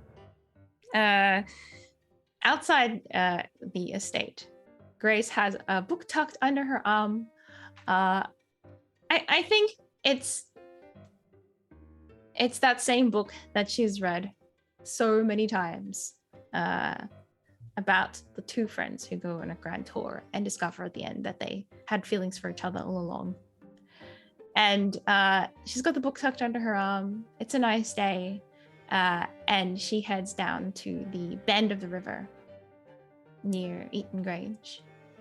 She's packed herself a little, like a sandwich and an apple, and a blanket, and she lays it down and she sits and she reads in the dappled sunlight under a tree, until Lydia has time. I think you see Lydia kind of walking along the river. Just kind of looks like she's taking an afternoon stroll. She has like a parasol in hand and just kind of casually walking yonder. And Grace will sort of like give her like a little bit of a wave as she's coming through. Lydia waves back and smiles, and as she gets closer, she says, "It's quite a nice afternoon, wouldn't you say?" It is a beautiful spot. I come here quite often. There is nobody here. There is no one around. There is nothing one needs to hide here except for the things one would hide from oneself. Wouldn't it be nice if we lived in a world where no one had to hide?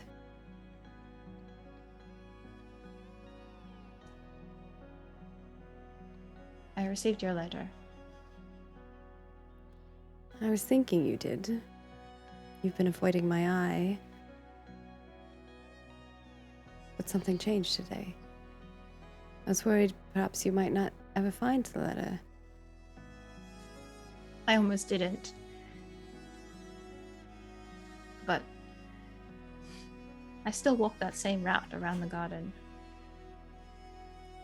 I don't know why. It's familiar, I suppose. I do as well.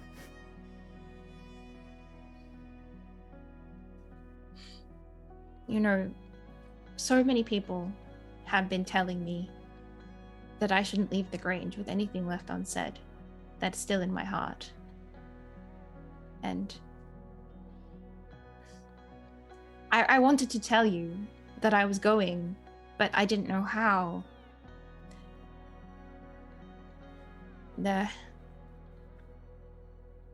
There's something else I want to tell you, and I hope that you will not think ill of me for doing so. I would never think ill of you for doing anything, Grace.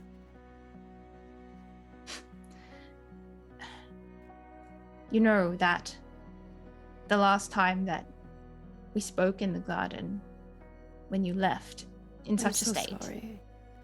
And I called after you, you know that was the last time I ever held your hand. And I didn't think in that moment that it would be the last time. It was some strange sort of agony having it be the last time and not having known it until it was.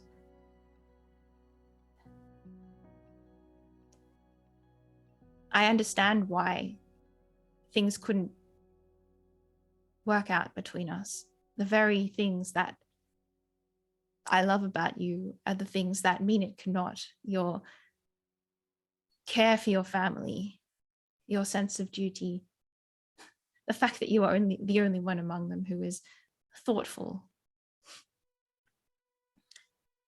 I wouldn't put it past them. They all care in their own way. I know, but I know they all care in their own way, but I can't say that I would call them thoughtful. I suppose it depends on who who they're with, but I find them both to have their moments of thoughtfulness, especially the children. Well, I know them very well. What I am trying to say, I'm not intending to insult Victor, I suppose, and well, Arthur perhaps a little bit, but the things I suppose I am putting it all in a manner that is too complicated. I understand. I'm sorry. I should have said it to your face, but I couldn't, and I wrote it down instead. I still love you, and I know you do not return my affections. It's okay. It's just how I feel. But you shouldn't love me. Someone who loves you wouldn't treat you the way that I did.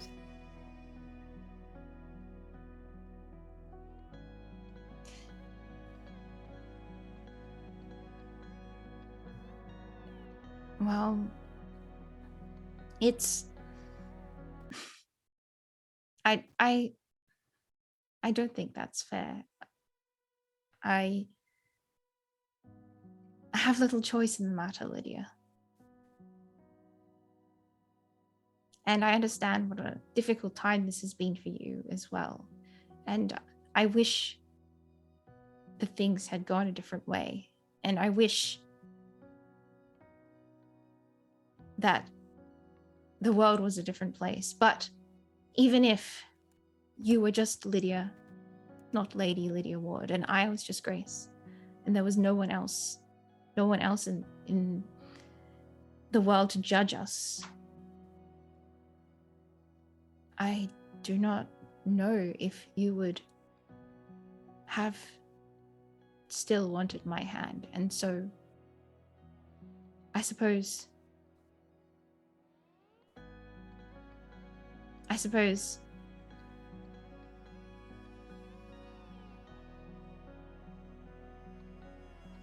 it was better that things ended where they did for both of us.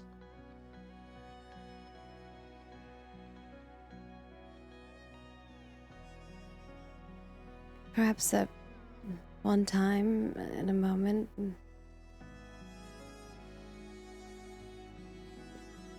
the situation you propose, the answer could have been yes. But so much has happened.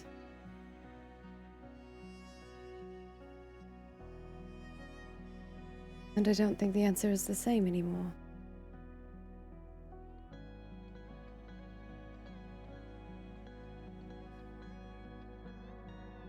Thank you for your letter.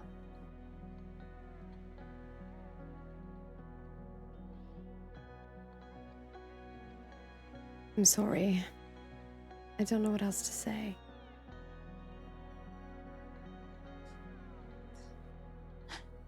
I hope you will say that you will remember me fondly, and that everything that came at the end will just be a forgotten jumble of confusion that does not overshadow 2 good years. I hope you think fondly of me as well. And she actually offers her hand. And I think Grace will make Grace smile, but she won't take it. And she says, I hope you do not mind. It's better if I don't. She puts her hand back. I suppose. It was more of... I hope that the last time we hold hands as friends, not... well, the Yes. memory that we have in the garden. I hope that time is still ahead of us. And what of the last part of my letter?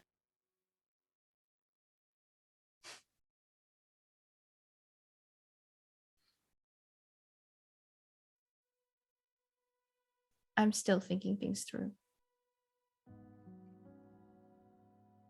I understand.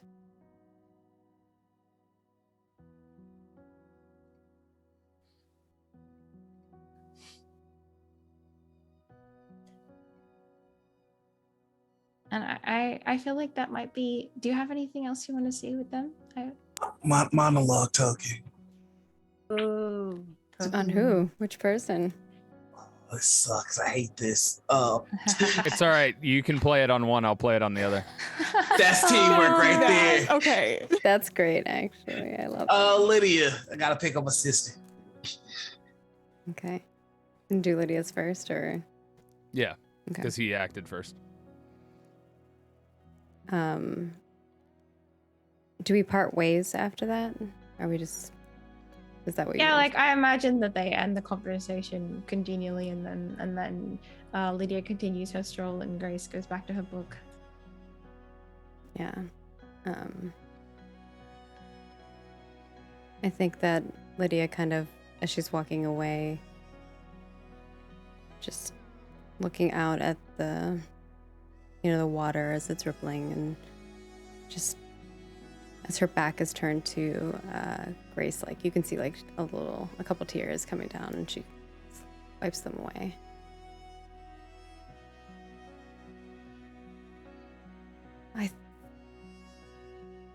I don't know what to think about this all. I wish I felt the way I did before. She talks of a time where if there was no one else, it was just us. Would I choose her? I suppose before the day in the garden, I might have. But for once, I realized what I was asking of her was wrong. That's not what love is. Can't be. Can't make someone love you, and although she says she loves me, would she ask of me an ultimatum?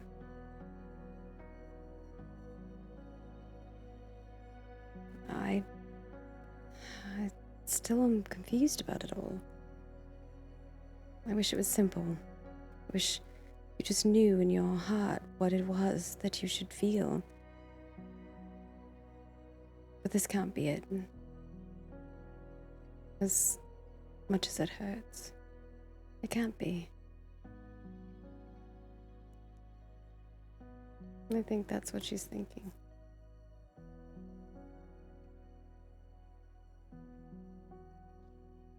Now we turn to Grace. I think Grace is like, she's reading her book, but then like she keeps like having to read the same paragraph twice because she's so overwhelmed with thoughts.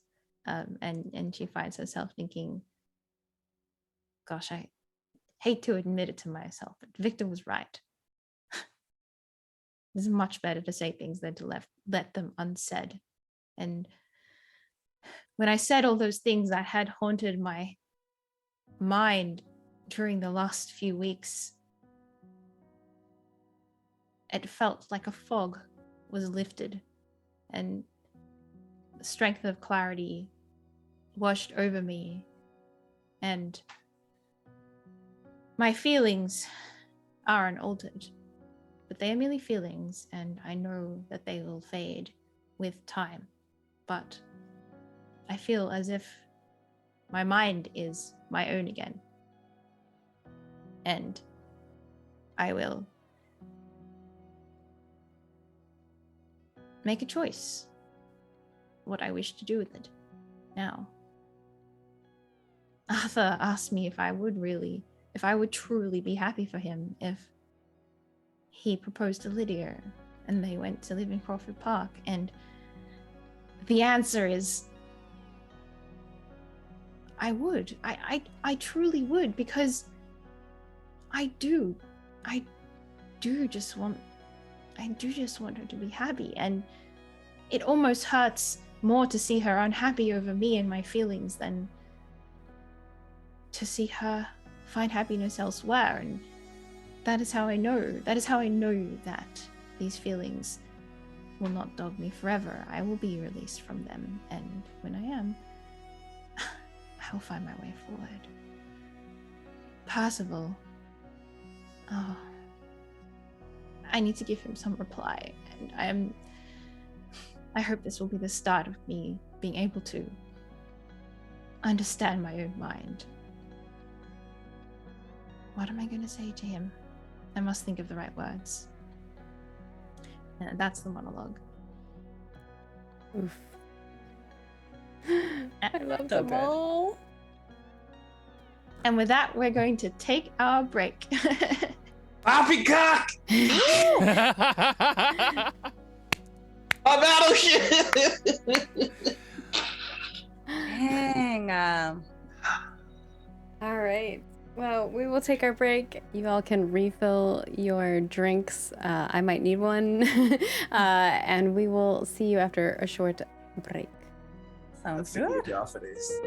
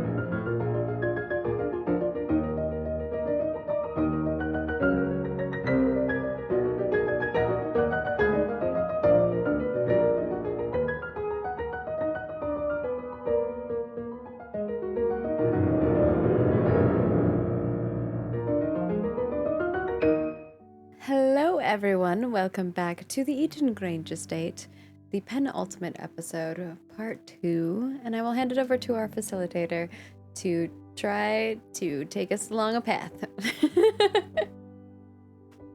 Yes, we have many a thing to see, but let's start with Arthur and the Countess returning from church. After they've gotten out of the carriages, Tyler, you're muted. I imagine it's shortly after the conversation with Chauncey. Mm-hmm. Yes.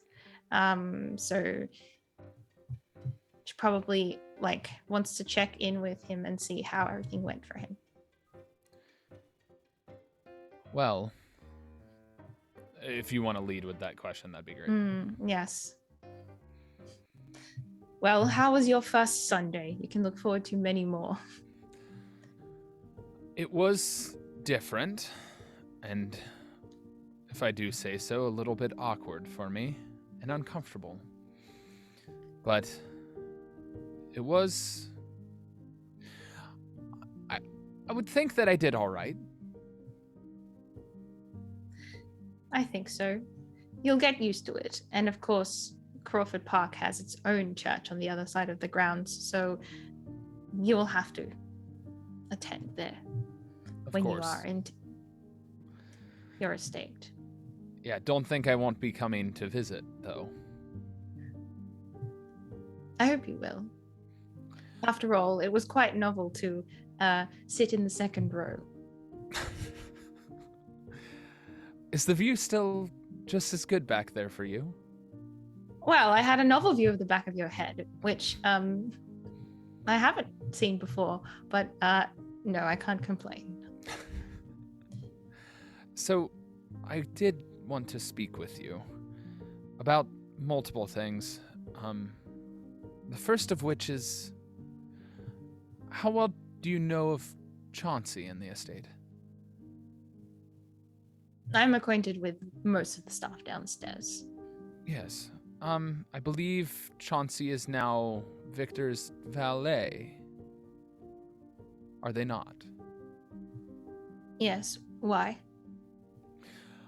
Well, for one, they were oddly in my room retrieving Victor's shoes, which I would not know how Victor's shoes would have happened to be in my room. But beside that point, on the night of the servants' ball, I did attend. I had a conversation with Chauncey, and they openly admitted to reading letters.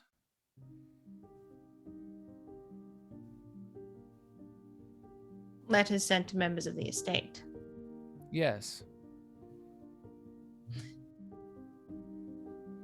Are you telling me this because you would like me to remove them from the staff? I'm telling you because I'm curious how it would so seem that Victor would come by Chauncey as his valet and they would be reading letters.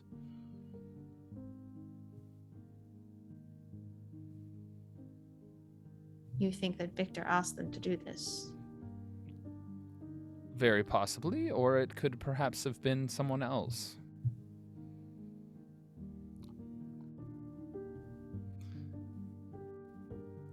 Don't think I'm not a fool to remember that you hid letters from me once. This is not accusatory, mind you. I'm merely inquiring because I would rather be in the know for, if I were to send sensitive letters, to hand them myself more diligently. If anyone in the estate were reading letters that they shouldn't read downstairs, that is a fireable offense. So just as well that I am not aware of anyone doing such a thing, unless you'd like to press the point. No, I merely just wanted to inform you if you did not know. However, I believe I do not want Chauncey to necessarily get in trouble for this. As much as they perplex me, I think they're turning over a new leaf. I think. You need to stop caring so much in detail about the staff. You will have a butler and a steward who can take care of such matters for you. speaking of which, I had a matter to ask of you. It would seem that Ash would like Tom Morgraine to come with us to Crawford Park. And seeing as they are a member of your staff, I wanted to ask you if, first of all, that you'd think they would be fitting, and second of all, if you would be willing to let them leave.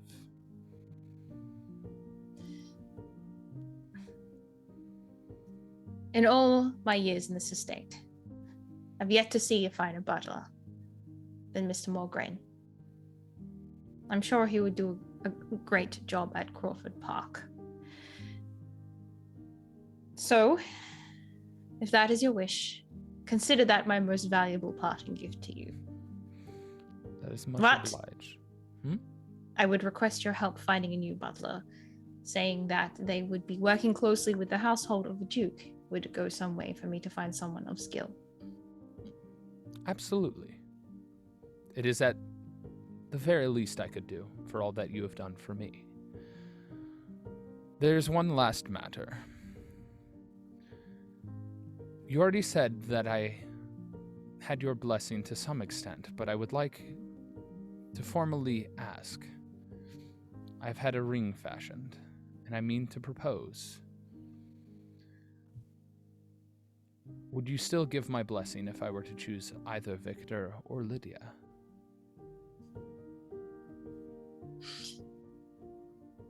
The fact you are giving me two names suggests that the person you are proposing to is not yet aware of your intentions. Indeed. Yes.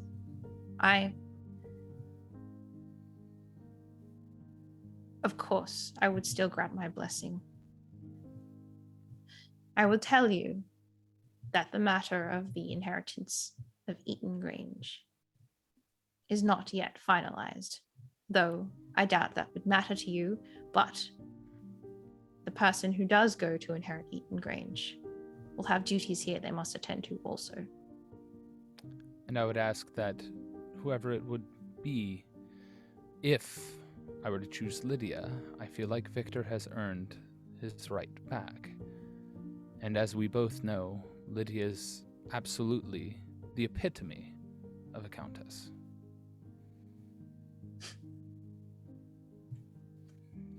Well, Your Grace, matters of the inheritance of Eaton Park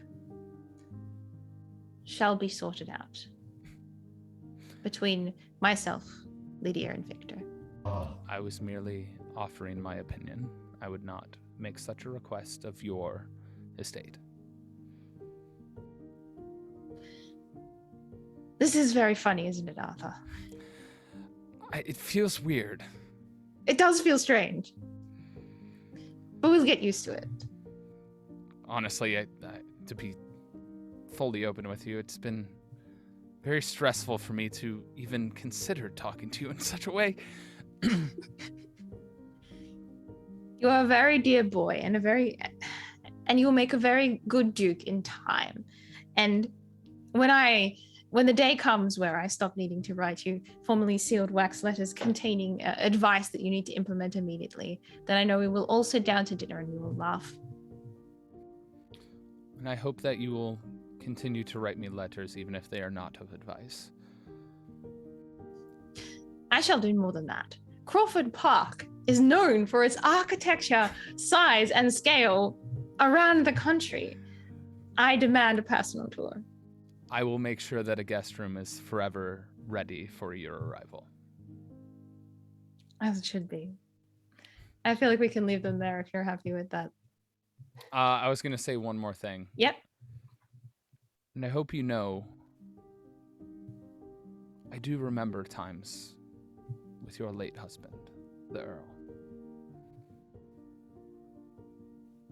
And I'm thankful for those memories just as I am of those now. And I have formally written a letter to ask for his blessing as well.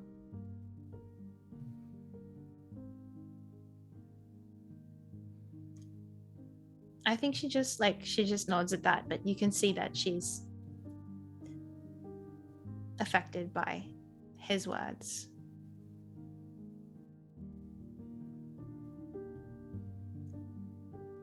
You're a sweet boy, Arthur. And then she will continue on with her day. Waiting to hear the news. You can bet that anything she is doing today, she's just killing time until the news reaches her ears. Even she is not immune to this kind of level of intrigue. Meanwhile, Ash goes to find Tom. Tom, I think that he would pass Tom walking back from church, so that's how he would know where he is. He always spends the day with his daughters, and today he is in like a public part of the Eaton Grange garden, so it's sort of still in the estate, but it's like near the edge of the estate, and like it's a part where any of the local villagers can sort of come and walk their flocks, hang out over Sunday, and so I think that Ash would find him there with his daughters. Tom, how are you enjoying your day? Ash, you've met Rachel, Christine, Of course. How are you? and they're sort of like, they're probably, the oldest one is in her like late teens, and so they say hi, and then I think Tom says, you enjoying your day off? It has been a crazy couple of weeks, and today is a nice, just sane, pleasant day, and it is an enjoyable day. How are you enjoying your day off? Sunday is I love my job, don't get me wrong, Ash, but Sunday is my favorite day of the week. Well, I wanted to ask you for a bit of advice, and if there is something that if you might be, say, looking for a new place of employment. And then I think he will like say to Rachel, the oldest one, is like, give her like a couple of pennies and be like, ices all around. I'm about to get a job offer. And they'll go off to buy like little ices. And he'll go find Ash. Out with it then. So I don't know if you have heard anything, but I was recently told that I am no longer allowed to be employed at the Grange. The Countess did tell me to make up a room for you. So Yes. I imagine something along those lines must have happened. Possibly on account of our new Duke and your cousin screaming out your familial relationship before the household. I am sorry about that, Ash. Gotta love Jeffrey, right? So I had a talk with Arthur, and he asked if I would come to Crawford Park.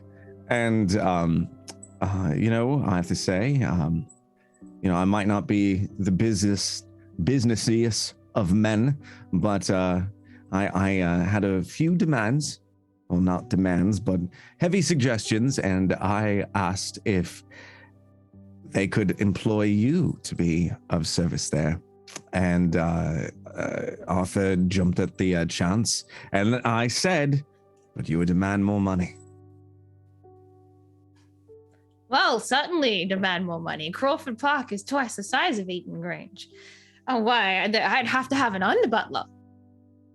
Well, is there anyone here that you would like to be an underbutler to you? Well, I can't choose you since you would be living upstairs. I didn't think about that. An underbutleress?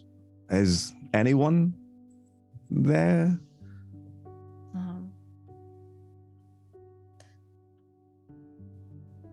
Well, London butleress. Well, I do like the sound of that. Might be. I'll see if I can pull a few strings in that account. Oh, shit. I'll tell you something, Ash. I've been at Eaton Grange for 20 long years, but change comes for all of us, and I could feel it in the winds. That's for sure. It's as if the past handful of weeks have just been change after change after change, and it's almost like there is a soap opera going on in between each week. But you'll be heading upstairs. Ah, it's quite Not something. by choice, I will say that. I'm very stubborn, and I don't like people acting different, or you know, here comes Mr. George coming out of nowhere just from rumors of Arthur becoming a duke, and that is not for me one bit. I enjoy my peace, and I think so does Mr. Elwood, but I will say I have not fully made up my mind if I would like to go to Crawford Park, but I want to see what your thoughts on it. I know that you're very loyal to the Grange, and I just want to see your opinions on it, and I want to see if you have any advice for me.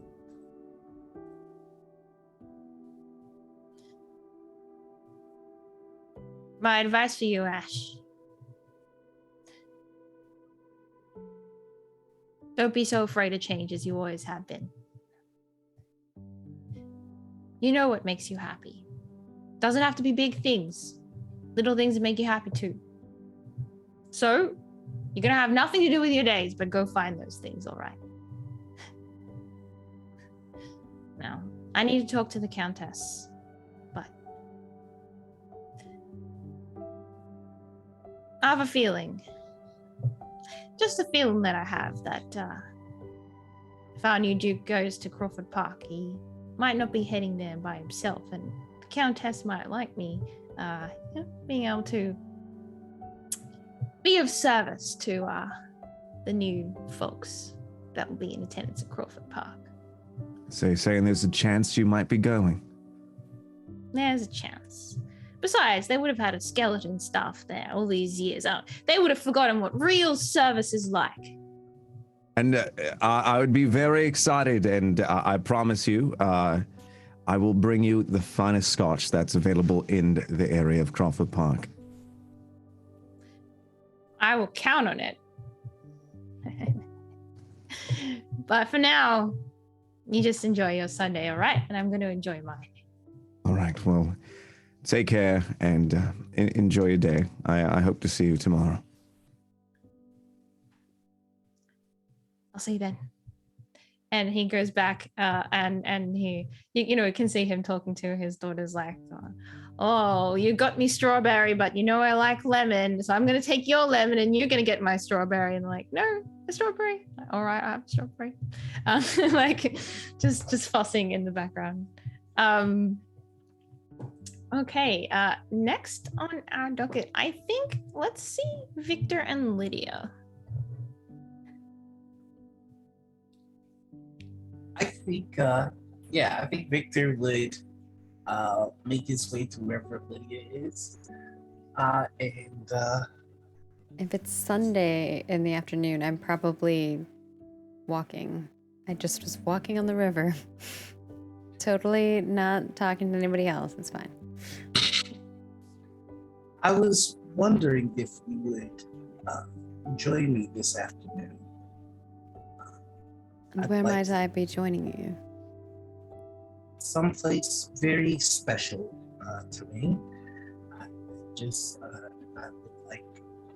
like to take you there if I could. All right. You're being very cryptic. Not on purpose, I can assure you. It's just the words involved are still difficult to say. Well then, what time are we leaving? Well, you know my propensity of being a bit Rash. So the carriage is waiting. I was hoping I'd find you. So we're leaving now. Am I dressed properly for whatever it is that you have planned? Perfect. All right. She will follow him. Very suspicious. And it's just going to be a very short carriage ride to the cemetery, and he takes you to the grave of his wife. Just the whole ride there, he's quiet. But once he gets there, he goes, "I'm sorry, I couldn't explain this better.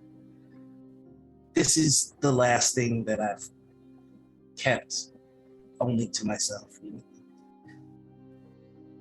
You know you When- are welcome to have things just to yourself. I wanted you to meet her. I would have liked that. And you're very much like her in that I always feel like I'm a little bit of a better version of myself around two of you. So I just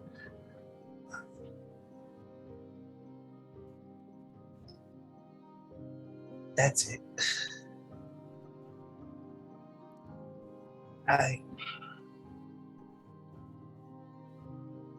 After kind of looking through Dad's journal, I realized I been very angry, very childish, because I don't let things go. I don't let people go.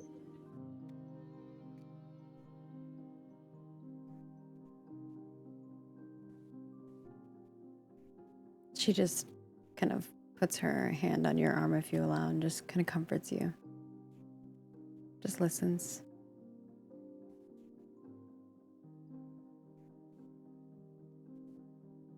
Mother's begun talk of the inheritance again, and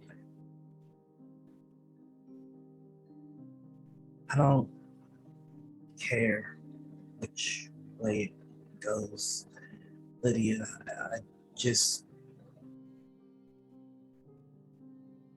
I don't want to. I don't want anything to come between us.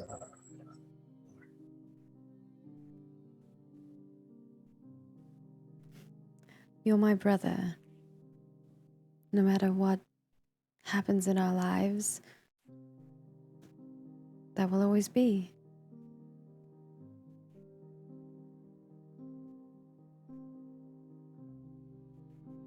And I feel similarly to you. Mother has talked to me about that and wants me to make a decision, but I suppose I'm uncertain if I want that either. Arthur's been rather confusing these last few. Oh, brother. Very much so. Have the two of you talked about anything? No. I think I've committed the same sin as Arthur. I think he may be right. I don't think it's right for me to pine for him. And I don't know that I have fully let go. He just kind of looks down.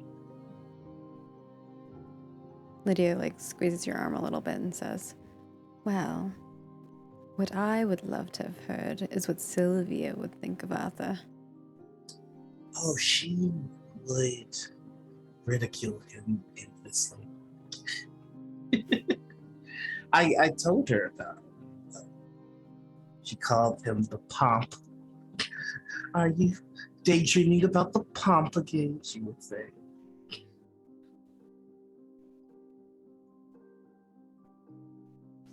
I haven't let go and I'm not ready to move on, but I think that's another thing that you are better at than I am.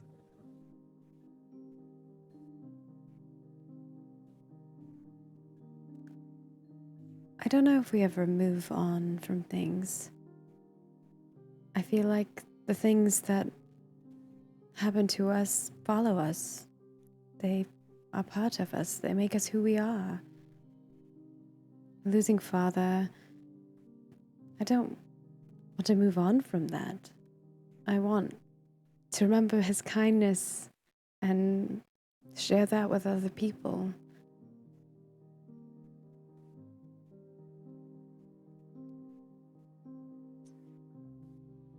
Well, no matter who you choose to share that with, Lydia. What is it that you remember so much of Sylvia that you wish you could share with others?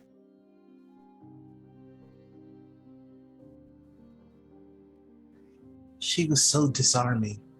You could come in with your hackles raised and she would lull you into a sense of security and you'd be belly laughing before you even knew it. Well, I suppose you're already good at that then.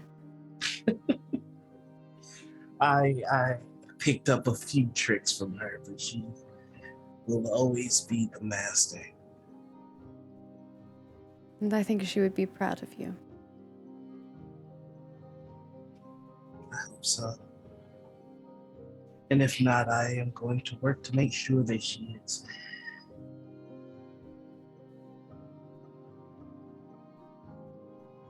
My formal declaration of support for you.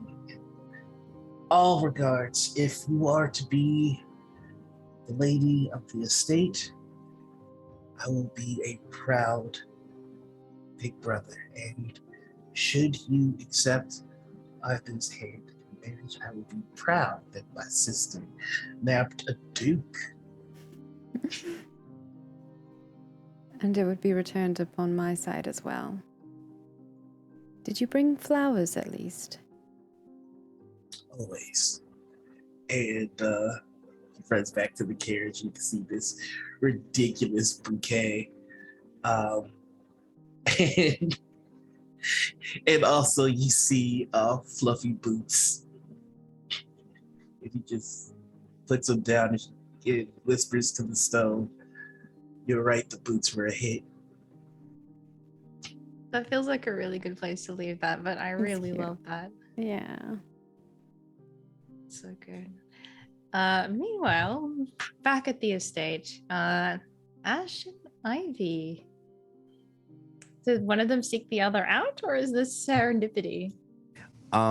If possible, I would love to have Ash be looking for Ivy and possibly, if it's all right, be found in the garden.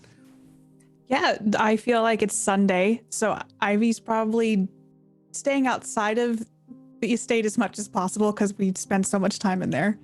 How about sitting by like the rose bushes on like a bench? Gotcha. I would love for Ash to be walking up and you'd hear the prance of, a little fox, Mr. Elwood, and Ash would shout out, "Miss Ivy, do you have a second?" Ash, of course. Oh, Mr. Elwood. Ivy starts patting her legs for Mr. Elwood to come over and also looking down to try to hide that her cheeks are blushing. I hope you don't mind. I have a little makeshift picnic basket. If you don't mind, if I share a seat with you. Yes. Did you put that together? Yes. It's not much, but Mr. Elwood and I were practicing something, and Ash would open the picnic basket, and he'd be like, "Come here, Mr. Elwood. Elwood, come here." And you would see Elwood trot over and put his little nose in there and come out with a not the biggest, but a tiny little bouquet. Oh, what do you have there, Mr. Elwood? Just a nice little surprise for you. You did this for me? Mr. Elwood did that for you. Mr. Elwood went out and picked all these flowers himself. He's very artistic. Did he have any help? No, he snipped them by his own paws. That is very impressive, Mr. Elwood. Thank you. And Ivy's going to reach to take the flowers very gingerly from Mr. Elwood. I do apologize for interrupting your day, but I wanted to sit and talk to you for a moment about a few things that are happening. I would, yes, please sit down. I have some things too to talk to you about. I hope nothing bad. I don't know. No, I don't think so. I don't think so. That sounds possible. There might be a chance. No, you go first. Okay. So, you may know, I'm sure you do, but Arthur is going to be a duke, and I was told very recent, and I took it way differently. I was told that I am not allowed to work here at the estate, and I was like, what did I do that was so bad? But then I found out that it was because I was related to him, and it's about to be public knowledge. And you got fired? Like, they let you go? What are you gonna do? I wouldn't say fired. I would say, oh wow, did I get fired? I mean, if it were me, it's kind of like being fired. But I won't lie to you. Grace mentioned a bit about it, that you're not allowed to really work. Not even at a tavern. Not even at a tavern, even if you That's wanted what I to was do it for told. a passion project. I was curious. Maybe I want to, spotlight as, a tavern tender. Nope, can't. That seems pretty restrictive. Yes. So I still grappling with all of that and trying to understand it. But Arthur asked me if I would go with him to Crawford Park, and I told him I would think about it. But I did have a few of suggestions for him. Of one, hiring Tom O'Grain as butler, and I talked to Tom, and he said that he would need an under butler and a pay raise, a considerable one. But so there's that. And I wanted to talk to you to see what you have. What's your 5-year plan? My 5-year plan. Oh, well, some things have come to light. There's a job over at the Baroness's estate. It's a pay raise. I'd be a lady's maid, and I almost feel like I have to do it. How far is that from Crawford Park? How far is the Baroness's estate? It's in the opposite direction, and I believe it's more than a day's ride. Oh no. It's quite a trip. I'm in my head romanticized about how close it truly is to Eaton Grange, but it's really not.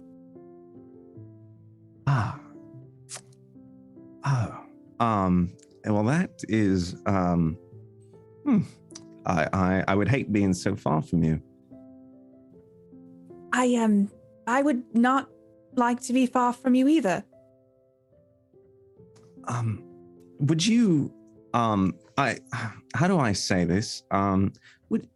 By chance, would you want to come to Crawford Park if I went?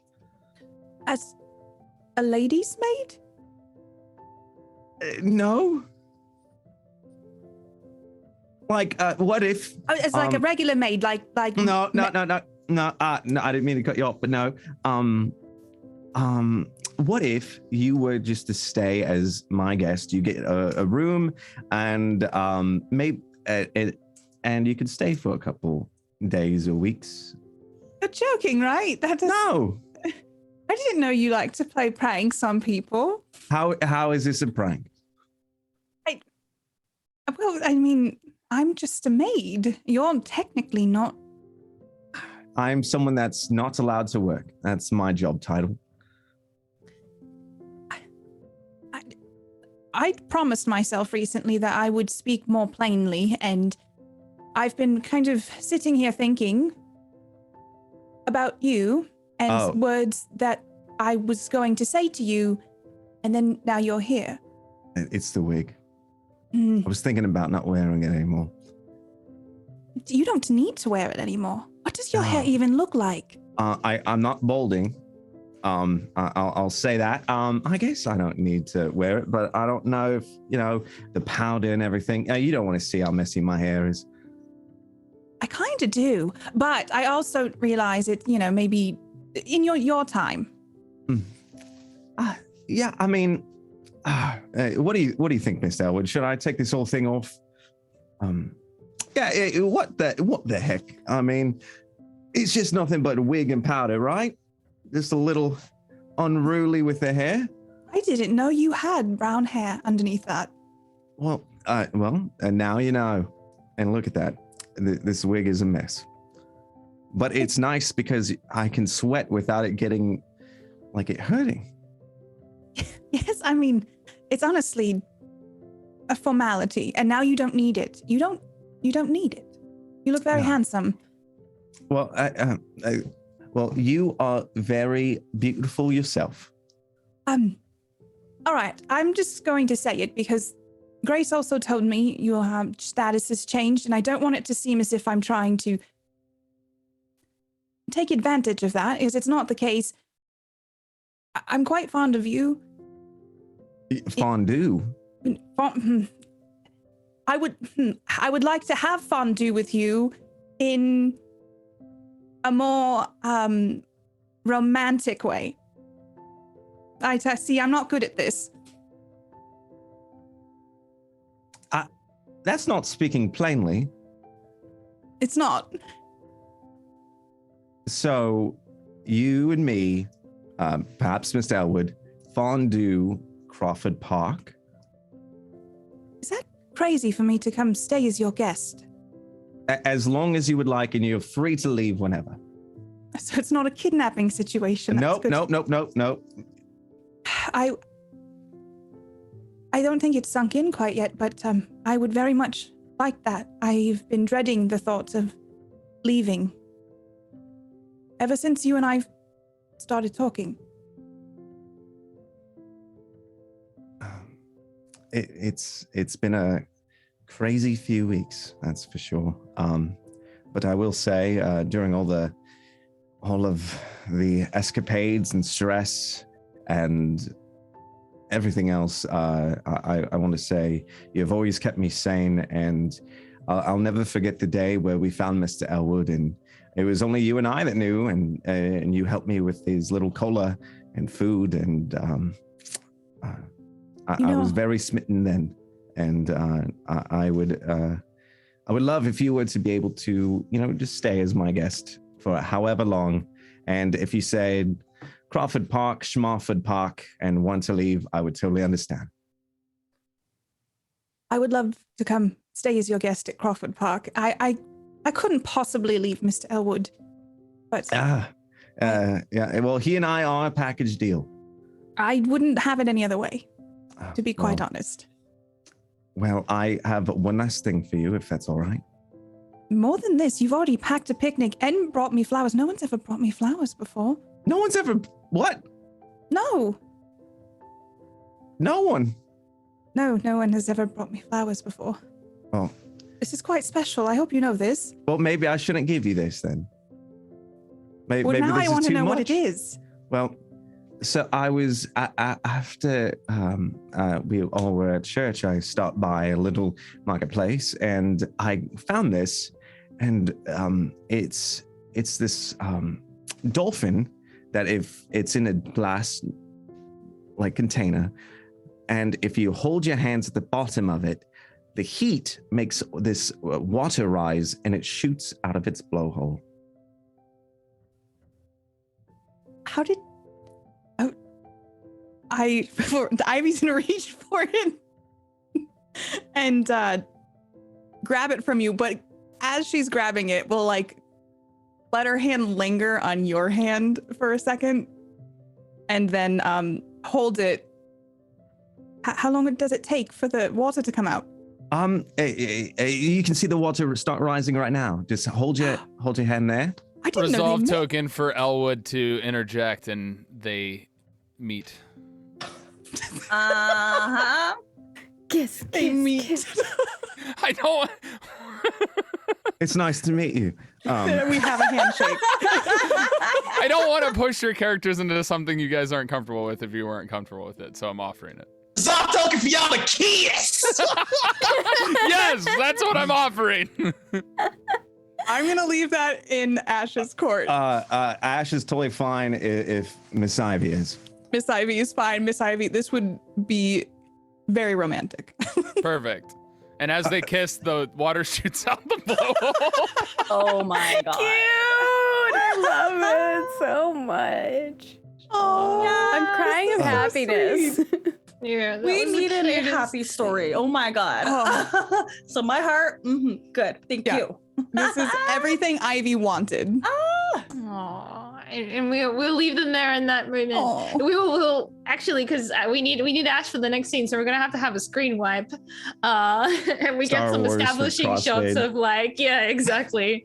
Look, some pretty flowers, and in shot, it's Ash and Arthur. Now they're talking. Is Ash ready to give his response to Arthur? I think so. Okay, then we'll just cut straight into that moment. Arthur, hello. Ash, I've been waiting to speak with you. Sorry, I did not mean to take my time so deliberately. Also, what do you think of the hair? It looks great. Bed brown. I did not realize that you had such a good head of hair. Ah, yes. I guess. I mean, I'm sure some people around the estate saw me without it. I probably Tom. Yeah, Tom did. Yeah, but yeah. I was talking to someone, and they heavily suggested that I stopped wearing it. And it was hot outside, and when you wear wigs, it gets all sweaty, and kind of. I Hurts. hate to cut you off, brother, but I do have a busy day ahead of me. Who am I? I've made up my mind, and if I am able to have a guest that could stay indefinitely, and Mr. Mulgrain could work as the butler, and I'm sorry for all the ands, he could have an under butler or under butleress, I will say yes. That did not mean to rhyme. Well, I have good news for you. I spoke with the Countess, and Tom was highly recommended. So that has already been arranged as long as Tom is open to the idea. I am completely fine with him having an under butler or butleress. I am curious about who this guest is, though. It is someone from the estate. Someone that is the word smitten with? That would be a fitting word if Yeah. you have a romantic interest. Oh, token to say it. Say it. Miss Stewart. Ivy Stewart. I couldn't think of a more wonderful person for you to fall for.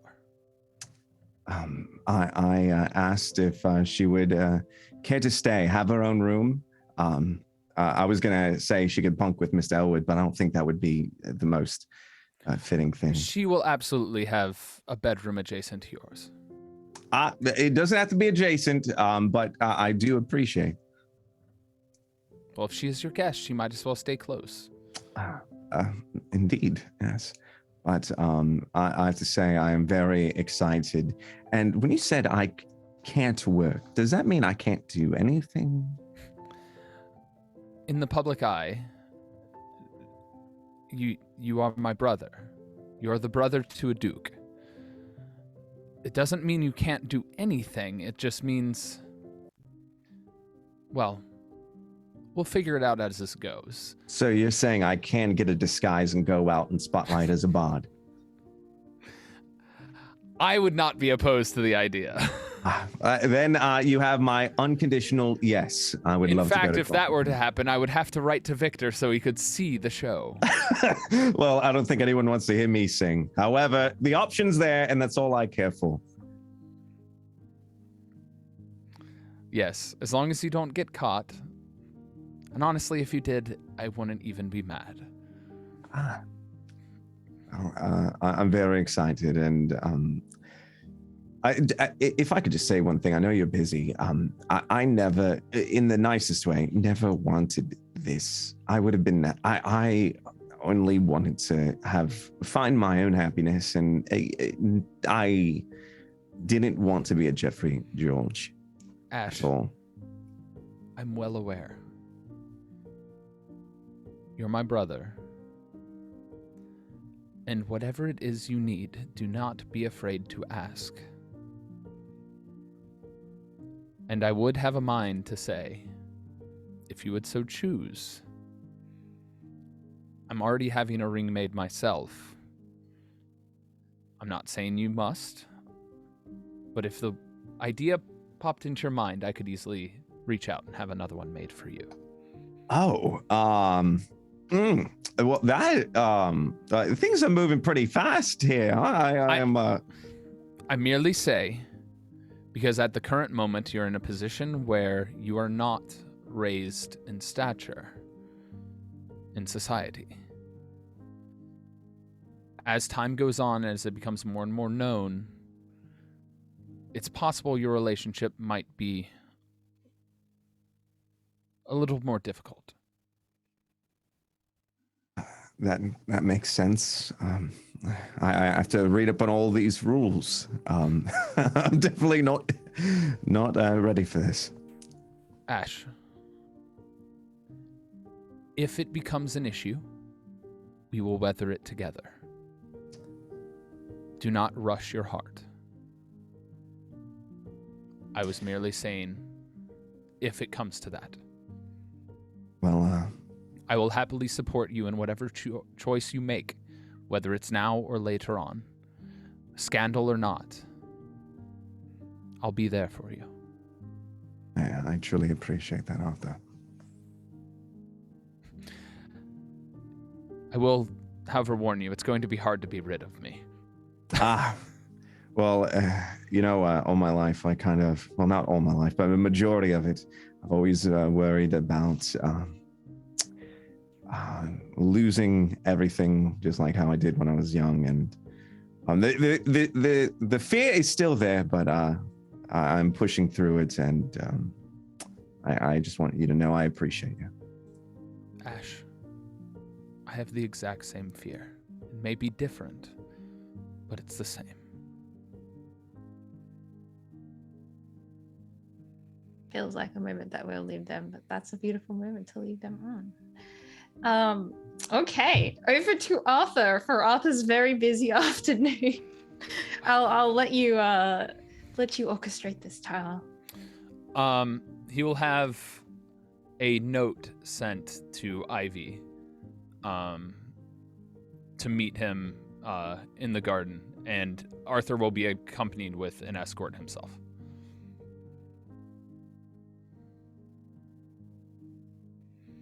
I would go find Arthur. I would be a little confused, but yeah. Good afternoon, Ivy. Hello, I got your note. Is everything all right? Perfectly. I received some exciting news. About your dukedom? To some degree, you could say that. Okay. Congratulations. Thank you. Needless to say, I'm very happy for you and my brother Ash. Wow, news travels fast, doesn't it? He is my brother, and he does need to talk to me about arrangements at the household, so it does make sense. Is that all right if I do come Ivy, and stay? Absolutely. The way you've treated Mr. Elwood and the way you've treated my brother, you are absolutely welcome. And I want you to know that I'm truly glad you found each other. It has been good, and I've felt more sure of this than anything before. I can't think of a more deserving person. I had realized for so long we had never really spoken and passed through each other in halls over and over again, and it made me realize what you might be missing out on if you don't just reach out and talk to someone. Do you love him? Well, we've had many conversations about love and what it means.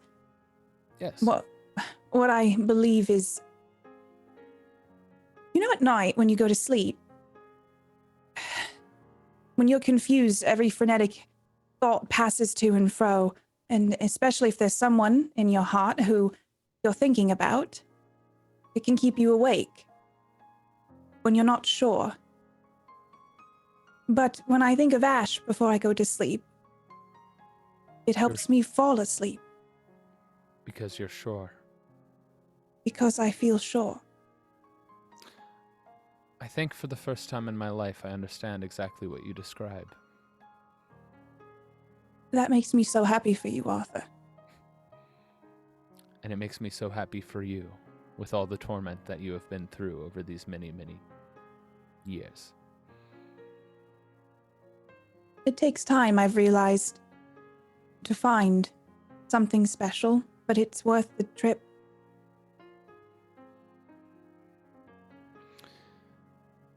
Absolutely.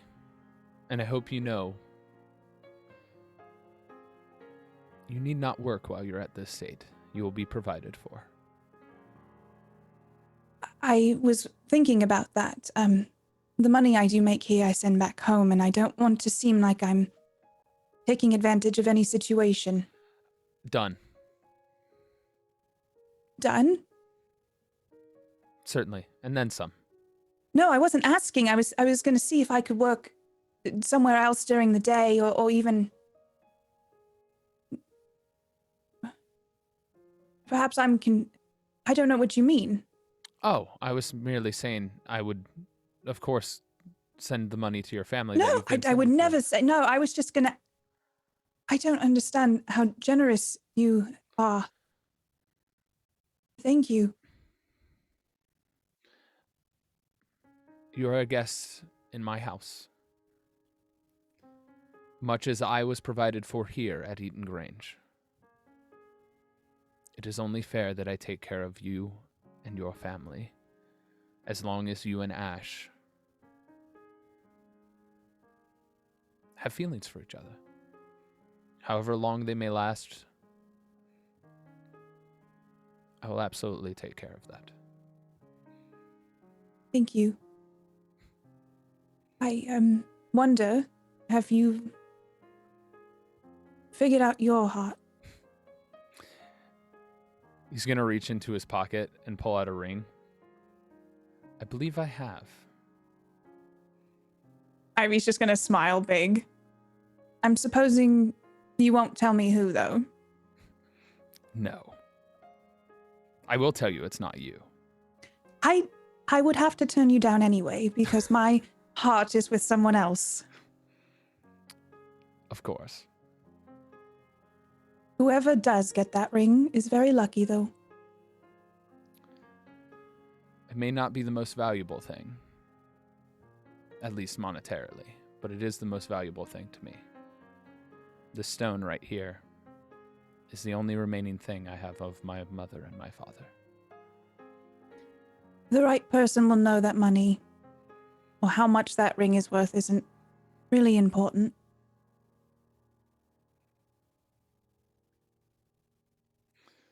Indeed, it's the heart that matters more than anything. I will be waiting for news the rest of today. I'm sure it will spread rapidly once it does occur. Well, this is a new chapter then, I guess, for a lot of us. Yes. I hope you do know that Tom will be joining us at the estate as well. I was surprised. Tom's been here for 20 years. Yes. And he seems very capable. I know that will mean a lot to Ash. Hence why it's been done. Can I play a monologue token to Arthur? Yeah, you got a lot going on. You're really trying to close doors, but you're opening doors. So I'm gonna accept this. If you accept it. I'm offering it. There's too much in my mind right now that's going to happen that I'm going to have to say, just, you're going to have to wait and see. You can play the monologue I'll later. hold it. No, I'll hold it.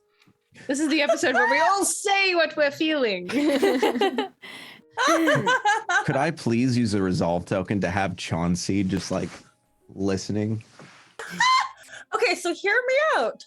I don't think Chauncey wants to just eavesdrop anymore. Reading journals is one thing, but if I'm going to accept that token, it is going to be under the condition that I overhear you, will make myself known, and then leave. The question is, the resolve token go to Ivy or to Arthur? Because that would be the person who would get it, right? Or is it because Chauncey's being made to do something? That's a good question. Hey, Haley. yeah, it's a great question. So when it's in a contention with two major characters, it would be the person that it affects more. But I actually wonder whether or not we need that for the story in this case. I don't think so. Yeah. This isn't necessary. This is a scene to demonstrate growth. So Chauncey, kind of like if he steps through, there's like an over dramatic throat clearing, like oh wow, I didn't see you two there. Sorry, I was just looking for some boots. I kind of forgot where to look. Fancy seeing you, Ivy. I hope you are doing well, and Yes, we'll talk later. Lots to catch up on. Yeah, Duke, you're looking healthy. He would just nod at you. I do need to get going, though. Yes. You must have a very busy day ahead of you. Have a great day, you two. Yeah. Thank you. Take care. I think. Good luck. Ivy, is he still? It's not still like harassing you? No, it was romantic. Is he still? We need to work on the words that you pick for certain situations. Yeah, it's gotten me into so much trouble. It's kind of funny though, but I have to tell you a few things. Do you want to go on a quick walk? Yes. But I do have to get some. I'm looking for Victor's boots. It's fine. Let's walk and talk. And I'll just fill Chauncey in on a quick little walk. Perfect. Cool. Back to Arthur. I imagine Victor and Lydia arrive back at the estate, and Arthur is just by the door, perplexed because he's already searched for them, and so they both step out at the same time. Does that fit for both of you guys? It's fine. Yeah. I think under his breath to Lydia, you just hear Victor go, "Oh, here we go." I think when Victor does that, Lydia just kind of like squeezes his arm a little harder and just smiles. There you are. And there you are. I mean, there's two. So which you were you referring? I'm referring to both of you. I was looking for the both of you. Well, that's great. I would like to speak to you individually in private. Who would like to go first? Go for it, brother. Good luck. You sure? I mean, really, ladies first. It's the tradition. Whatever you wish. I hate to decisions. This is why you're going to be better at this than I am. I'll go first, sister. I should bear that burden. I've put so much on your shoulders already. You can see him step forward awkwardly. You will both see that Arthur is very nervous. Lydia's confused and also just like shaking her brother or shaking her head at her brother because he's being weird. All right. Well, we'll get back to you soon, Lydia. Let's go for a suppose walk, so. Victor, then. Yes, we're going for a walk now, Lydia. Bye. Lydia waves and she just watches them, but she's also like, what is going on? Well, you've got my attention, Arthur. Until we're away from the estate a little further. This isn't an assassination attempt, is it? You know you can't take me. If such were the case, I'm pretty sure you would be able to see the knife or sword on me, and the fact that my attire would be very obvious. I suppose that is correct. Also, if anything, I should be the one concerned. I'm of the higher station now. Oh, I was waiting to see how long it would take you to bring that up, Your Grace.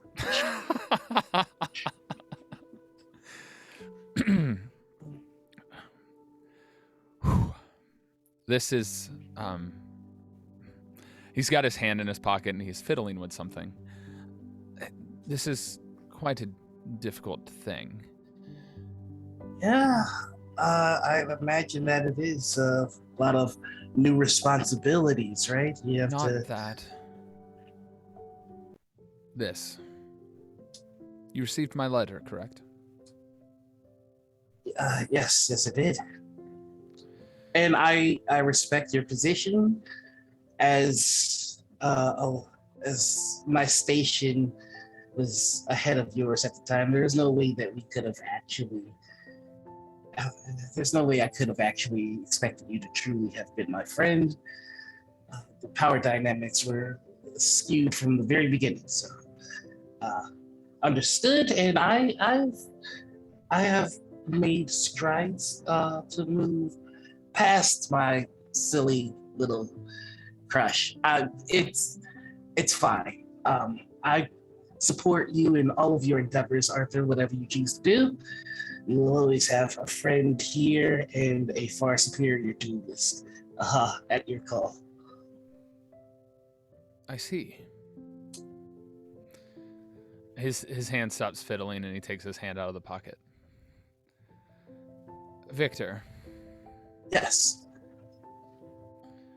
I hope you realized that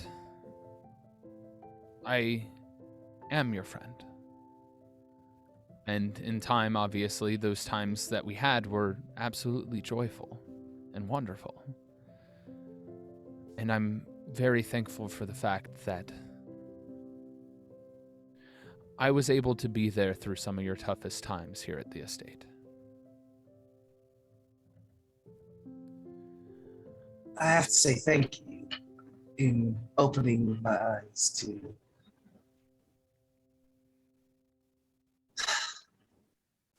I want to be your friend. I've always wanted to be your friend. And in my mind, I thought that we were the very best of friends. I didn't see the consequences of our titles and of society. I have lived my life trying to ignore the particulars of all the things that this society expects from us. I simply have always seen you as Arthur, and I have always only seen myself as Victor. And I understand now that that is choosing to live in naivety. That's not even the problem that came at hand, Victor.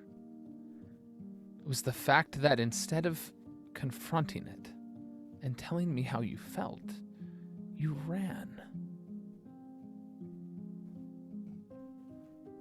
I could pay the consequences of... I'm not gonna play the what if card on you. No, I need you to understand. You see the looks that you're getting now as Duke? That's something I never wanted for you. And if I were to have fought against my mother and to have told you, I would have been putting you in a position that I would not have had the means to protect you from. That is not your job. That is, The thing that matters most to me, and you should know this more than anyone, aside from Grace, is the truth of the matter and honesty. And you know this far above anyone else, because I doubt your sister has the memory of it, unfortunately. Your father valued honesty.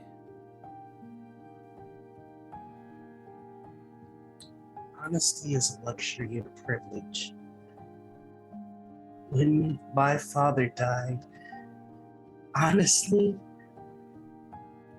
a part of me went with him and I was broken and torn apart. I couldn't function. I had to remember to breathe, but the expectation was that I would have to carry on the name and I had to become something that I wasn't, honestly. And if I were to have told you that I love you and you were to say yes, then you would have had to do the same thing that I did. And I won't do that to you or anyone. It's cowardly, yes. But if somebody could have saved me from having to smile after they put him in the ground, then I would welcome that coward.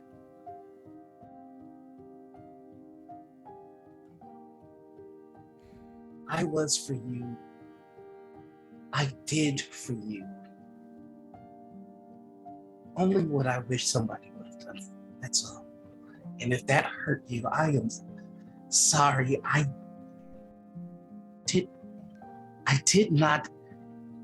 And to be truthful, I still don't know how to do better than that. Victor, the thing is, what you gained after leaving the estate is a discovery of something within yourself that you may not have otherwise found. Something that is impressive and admirable and beautiful in every sense of the word. And if it weren't for the fact that you didn't want that play to go on, and that it would be harmful to your family, I would have loved to see it. You have a way with words and a way with art that speaks volumes of the heart and beyond my most vivid imaginations. You have a gift. And whether I developed feelings before or ever had feelings that were reciprocated, it is not fair of me to rob the world of such a gift. And it is not fair of me to do exactly what you protected me from and put you in the position of a duke that requires far more than even I imagine as I step forward.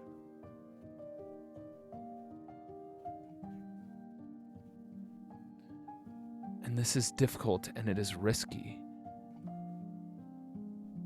But I do believe that you are redeeming yourself in the eyes of your mother.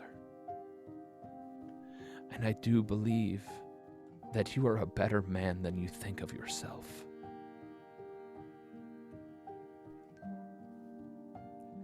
And you need to understand that you are my friend, but more than that, you will always be my brother.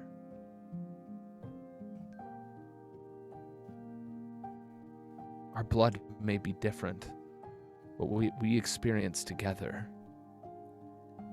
is far greater than blood could ever be.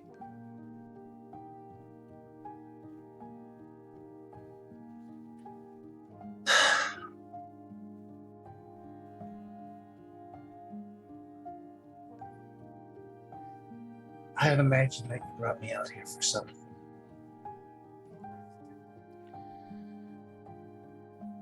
I brought you out here to discover an answer for myself,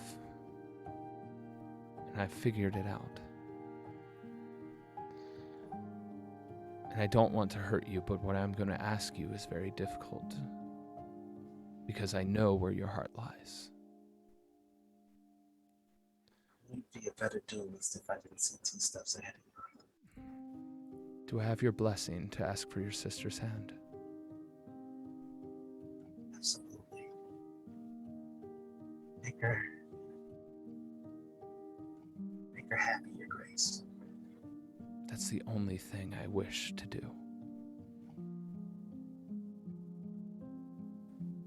I think this is the first time since he's confessed that Victor goes and gives Arthur a hug.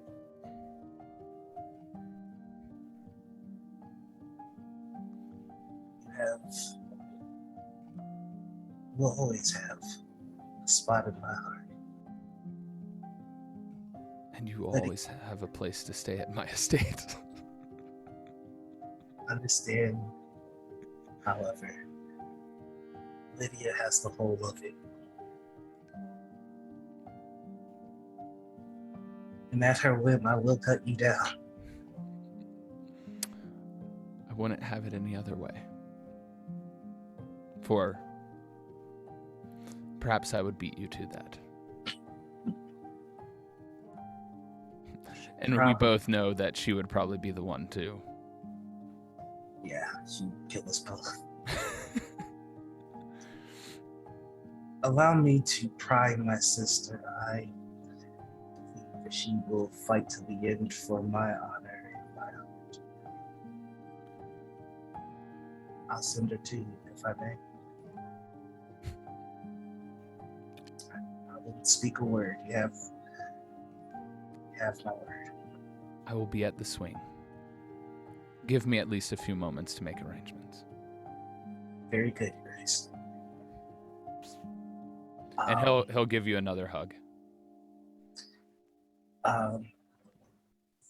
Gives you a hug back, pats you on the back, and takes a quick detour before going to Lydia and gives himself 1 minute to let it out. Then cleans himself up. Monologue token. I need it. Tell us. It's less words and it's more of seeing little Victor watch the procession carrying his father and then watching him put him in the ground and the quiet carriage fly back and then a bunch of people talking to him and being told to, smile, present yourself properly. And as he's crying, he's just telling himself the same things that the Countess told him that day. Just shoulders up, deep breaths, smile. I am more than this moment. And the only words that he would say in the monologues is, I couldn't have thought of a better person for her. Lydia. He is good, he is kind. And I loved him, so I know that she can love him too. All right, Victor.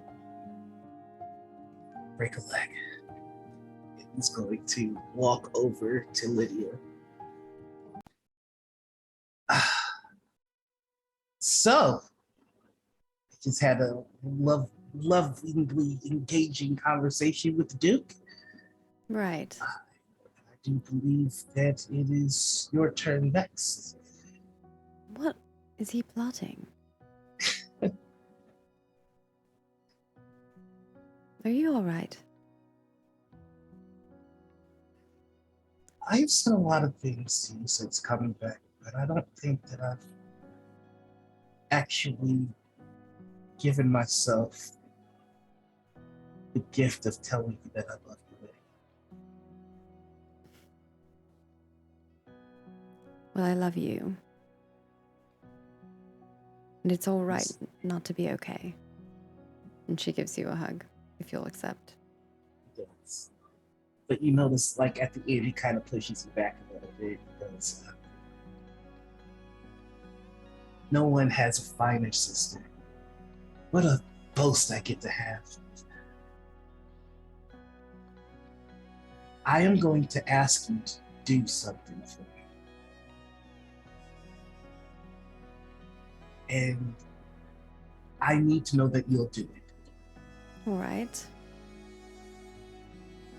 For the next 20 minutes, I need you to be selfish. I need you to regard only your own heart and your own interests. I need you to stop being so much like mother for 20 damn minutes. All right. Why only for a few minutes? Because you're brilliant and that's all you'll need. She kind of is suspicious of you, whatever you've been up to, but nods and says, all right. He's gonna be waiting for you by the swing. Ugh. I know. Last time I was by the swing with him, he confused me even more than he has now.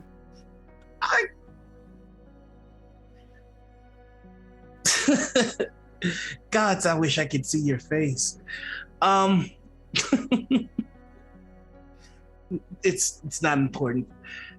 He'll be waiting for you by the swing. So I just wanted to play my last resolve token simply for Lady Lydia to notice that Victor was crying. Not just like a couple of snipple, but like crying where your face is puffy, your eyes are a little red rimmed. Yeah, he's actively like trying not to make eye contact because of it. So yeah. You don't have to act on it. I just want you to know, like, you cannot miss it. Yeah, I think that's kind of why she was like asking if he's all right. But I think now that she, he's like trying to avoid her a little bit more and he's saying all these very suspicious things.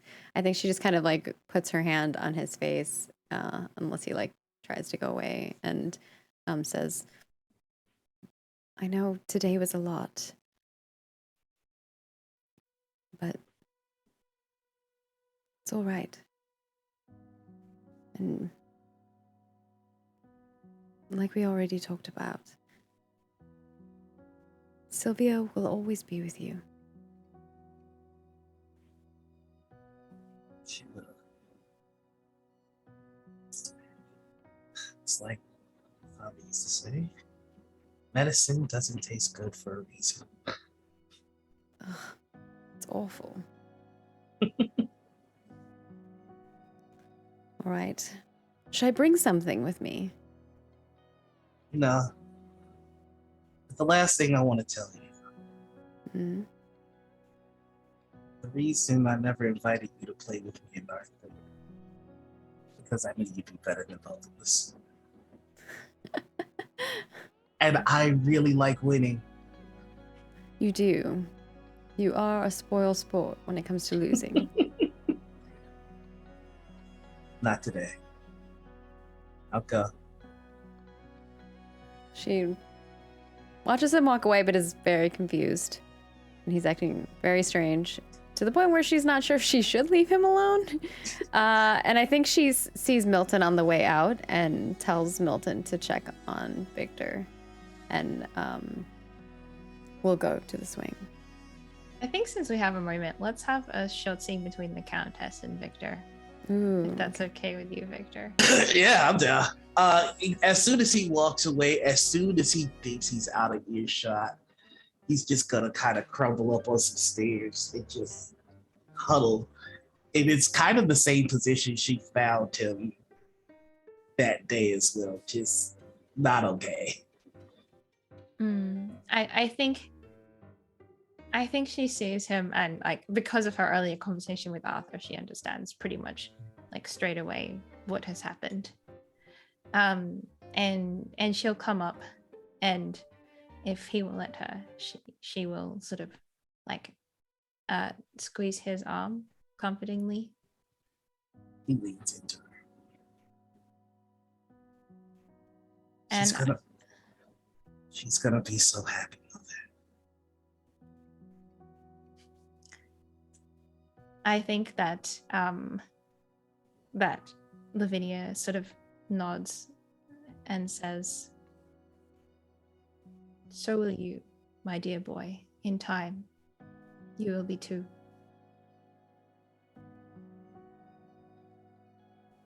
I think he just cries into me. He just cries. Yeah, and she doesn't say anything else. She just stands there and is sort of glad to be there at that moment, and that he is here and not somewhere else. And we'll go over to the swings. All right. So as Lydia approaches, there's flowers from the estate and her favorite flowers strewn, lining the pathway towards the swings. As she approaches, it's assorted all throughout the entire area, and he's done his best to renew it, make it look like, make the swing look like it's like it was many years ago. But when Lydia approaches, Arthur isn't there. Instead, he watches her and follows in the pathway behind her. I think as she's walking forward, she's like, what is going on? And I think she's expecting to see him there, but doesn't.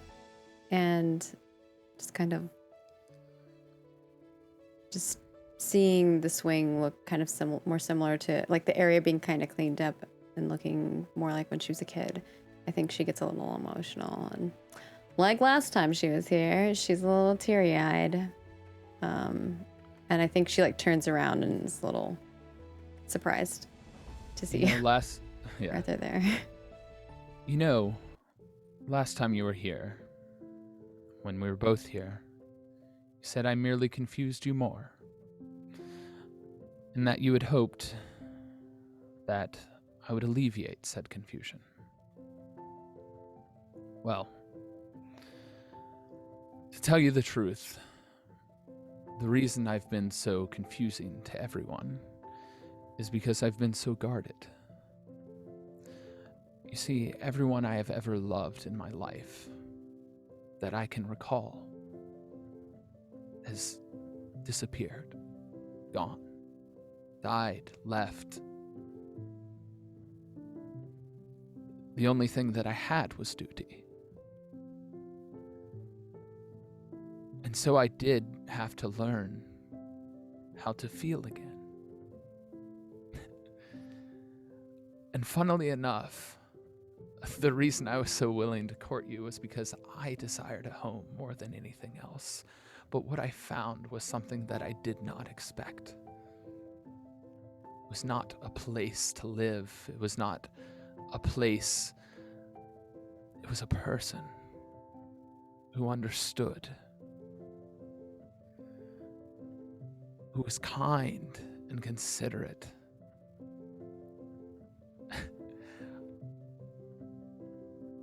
And had a mind of her own.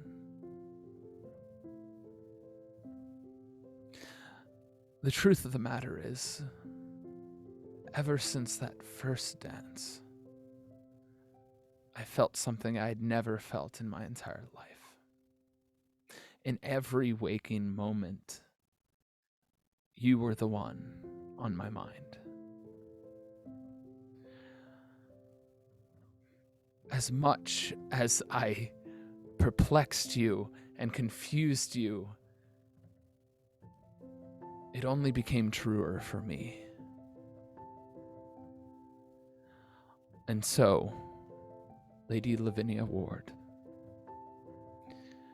if you would You said take Lavinia. me. Lydia. Don't You call her said by your Lady- mother's name. You called me my Oh. mother's name. Lady Lydia Ward, sorry. Did I just flub so bad? Oh, the moment. Ooh, it cracked a bit. Dang it! Oh. The plot twist. Get Yeah. the win to the end, baby! Ah! I didn't have it off to the side, so I pulled it from memory, and they both start with L. So, Oh, that was so good. Oh my god. gosh darn it. So, Lady Lydia Ward, if I can offer myself to be the person that pursues your happiness with you, and could be honored by your presence and be a part of mine,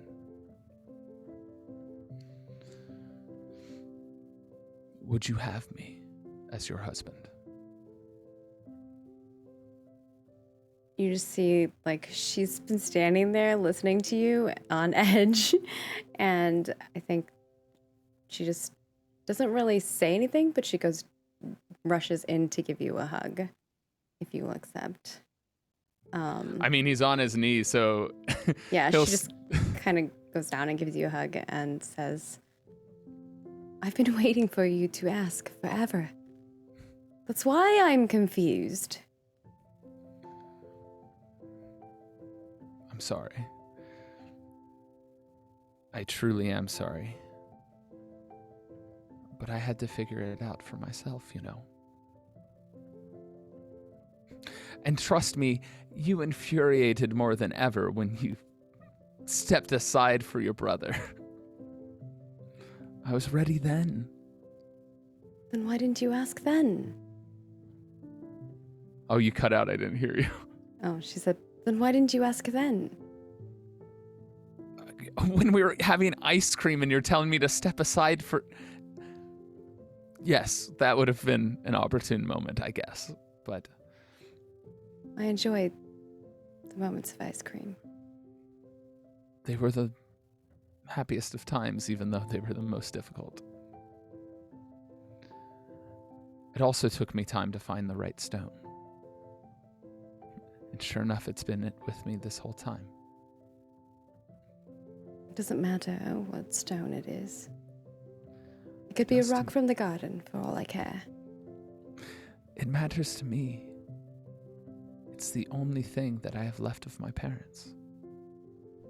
I found it in my pocket of my coat that I've never let anyone touch. With the letter. Yes.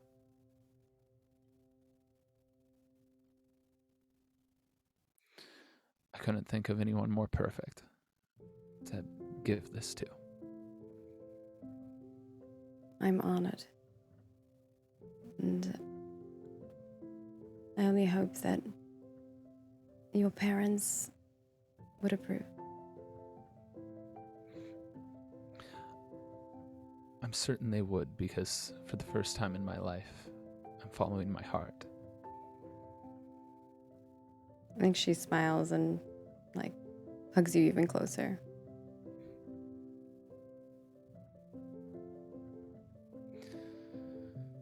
I did get your brother's blessing beforehand.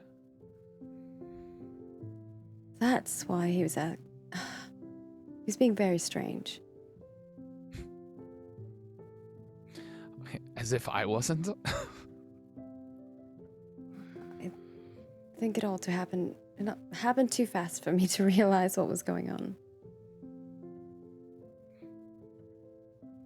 And it Although all I seems like... did find it odd that you wanted to talk to us separately. Yes. I thought you were going to be saying goodbye. Well, I guess I don't have to. I would hope not. So it is a yes. Yes, of course. And I think she hugs you even closer when she says that.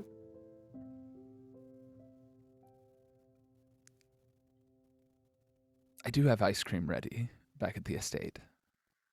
Of course. But what flavor? All of them. All of them? And are we to eat them all? No, I just figured we'd have a selection, and the rest can be given to anyone who would want some. I like that. A celebration. Yes. I do have some other news I did want to tell you now that we're through all of this. All right. Ivy is going to come as a guest of my brother's. A guest of your brother's in what way? To Crawford Park. Did he propose to Ivy? No. Oh. No. Oh, all right. I believe they're just getting started. Well, I suppose Ivy and I will be friends after all. And perhaps you won't have to have your conversations behind closed doors. And what would you know of that? Nothing. Of course. Was this what you were planning all along? Since when? Since all day, you've been strange. Yes. Well, this morning I sent the stone off to... Yes. Simply put, yes. I was nervous about the conversation with your brother. I was nervous about the weather, and... I must tell you something before. Perhaps it may change your mind.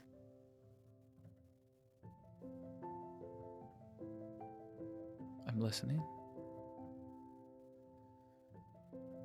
I know you're good friends with Grace.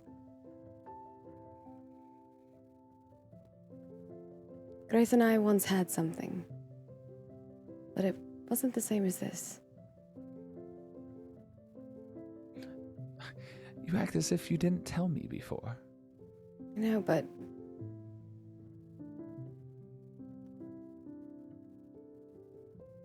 it's more because I talked to her today, and she was very blatant with me that she still loved me, even though I didn't feel the same way. I understand. But I also know that I had talked to Grace, and Grace had given her blessing as well. Grace would give her blessing anyway.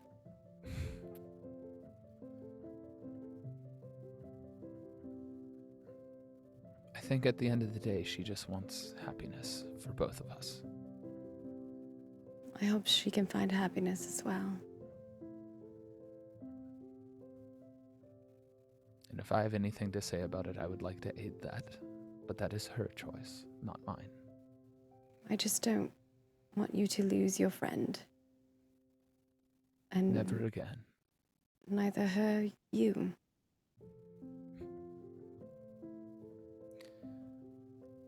If it is my choice, we'll be friends to the end of days. I hope so. Ice cream party for everybody. Yeah, I was gonna say, did they come back and immediately make an announcement? I believe they would have a conversation about this. Yeah, how are we going to go about that? Obviously, your mother knows, and Victor knows. No matter what, we should tell my mother first, otherwise she will lose her mind. Of course, she'll, request a small gathering, I imagine. The smallest of gatherings, I'm certain. Of course. Would you like to tell her then? Shouldn't we tell her together? Happily. I think that she takes his hand, if you'll allow, and they go. Great. So I think we probably don't need to see the conversation with the Countess, but she is extremely pleased, obviously, and is already like contemplating what wedding gift can you get a Jew? Oh my goodness. Already writing to her sister. So I think what would be a good thing to end our session on is just a little moment, just like a split-second snapshot of each character and their vibe as they enjoy the ice cream party that Arthur has prepared. So have a think about what your character's vibe might be at this party after the news is announced, and when you know what you want to describe for them in this moment, jump in. Oh, go for it. This is if Miss Ivy is willing. I would love if it's just a snapshot of like ice cream, but the cones between arms. I was thinking that too. I was thinking that too. Yeah. I love that. Like we have a bunch of flavors and we're like doing the feeding them to each other, trying them together and reviewing the flavors and then you just see like one ice cream container and Mr. Elwood just in it. Yeah, I'm down for that.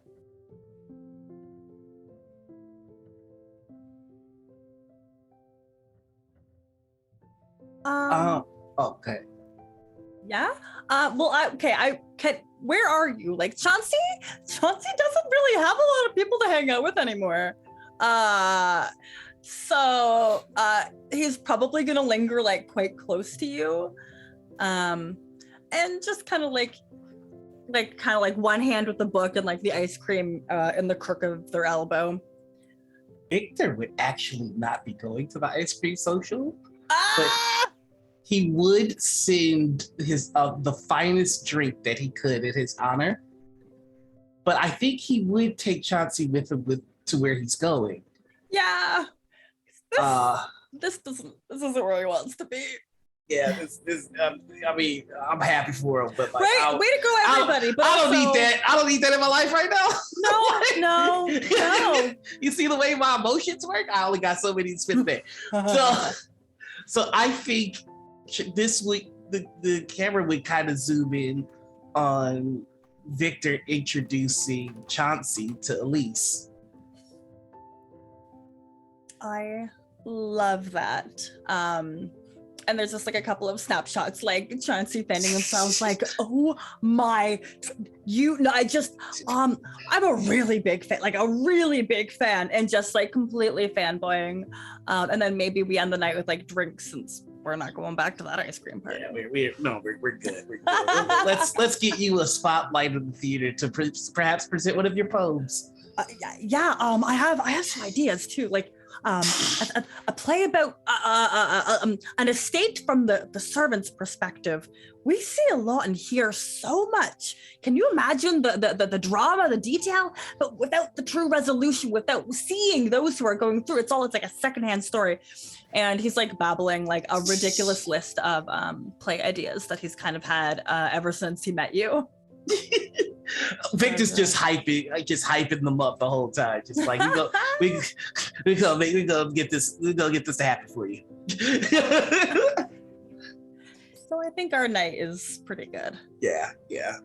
I think Milton and Angus, Arthur- if you don't mind, I do. Blasius, I feel like they have a little bit of every single flavor, and they're both like taste testing them and like saying like basically doing like taste testing of like giving their opinions on each flavor. Just because I feel like that's funny. It has a minty after flavor. I think for Grace, she has a lemon in a cup, not a cone, and she, congratulates them and is, but she doesn't stay very long. She slips out after half an hour or so, back to the garden to finish her book. I think Arthur would find a moment to kind of step away onto like a balcony, and he just looks to the sky and he goes, I hope I've done right by you, Mom and Dad.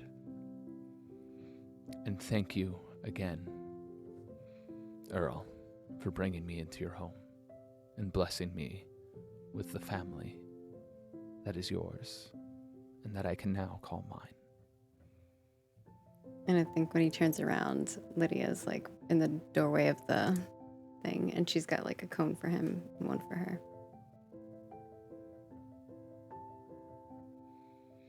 I imagine he turns around with a smile on his face and tears in his eyes. I feel like that's a beautiful image to finish our session on. I don't know what's gonna happen next episode, you guys. It's like the epilogue. Yeah. How does it actually work? Do we all leave the estate? Do we all join what is it called again? The Crow something? Oh, the Crawford estate? Crawford. Wow, I was a little far off. Crawford Park. Yeah. I'm so upset I flubbed the name. Oh my god, it felt so was so good though. funny. Like it was like It a was really natural good, mistake. Yeah. It was excellent. Oh. Everything was good. It was funny. It was just funny. I was like, did he say my mother's name? I thought That was the master plan. Hesitation. Yeah, Like- like I thought you might propose to the Countess. I was like, that's the biggest She's a plot twist widow. there is. Surprise, I'm your new dad.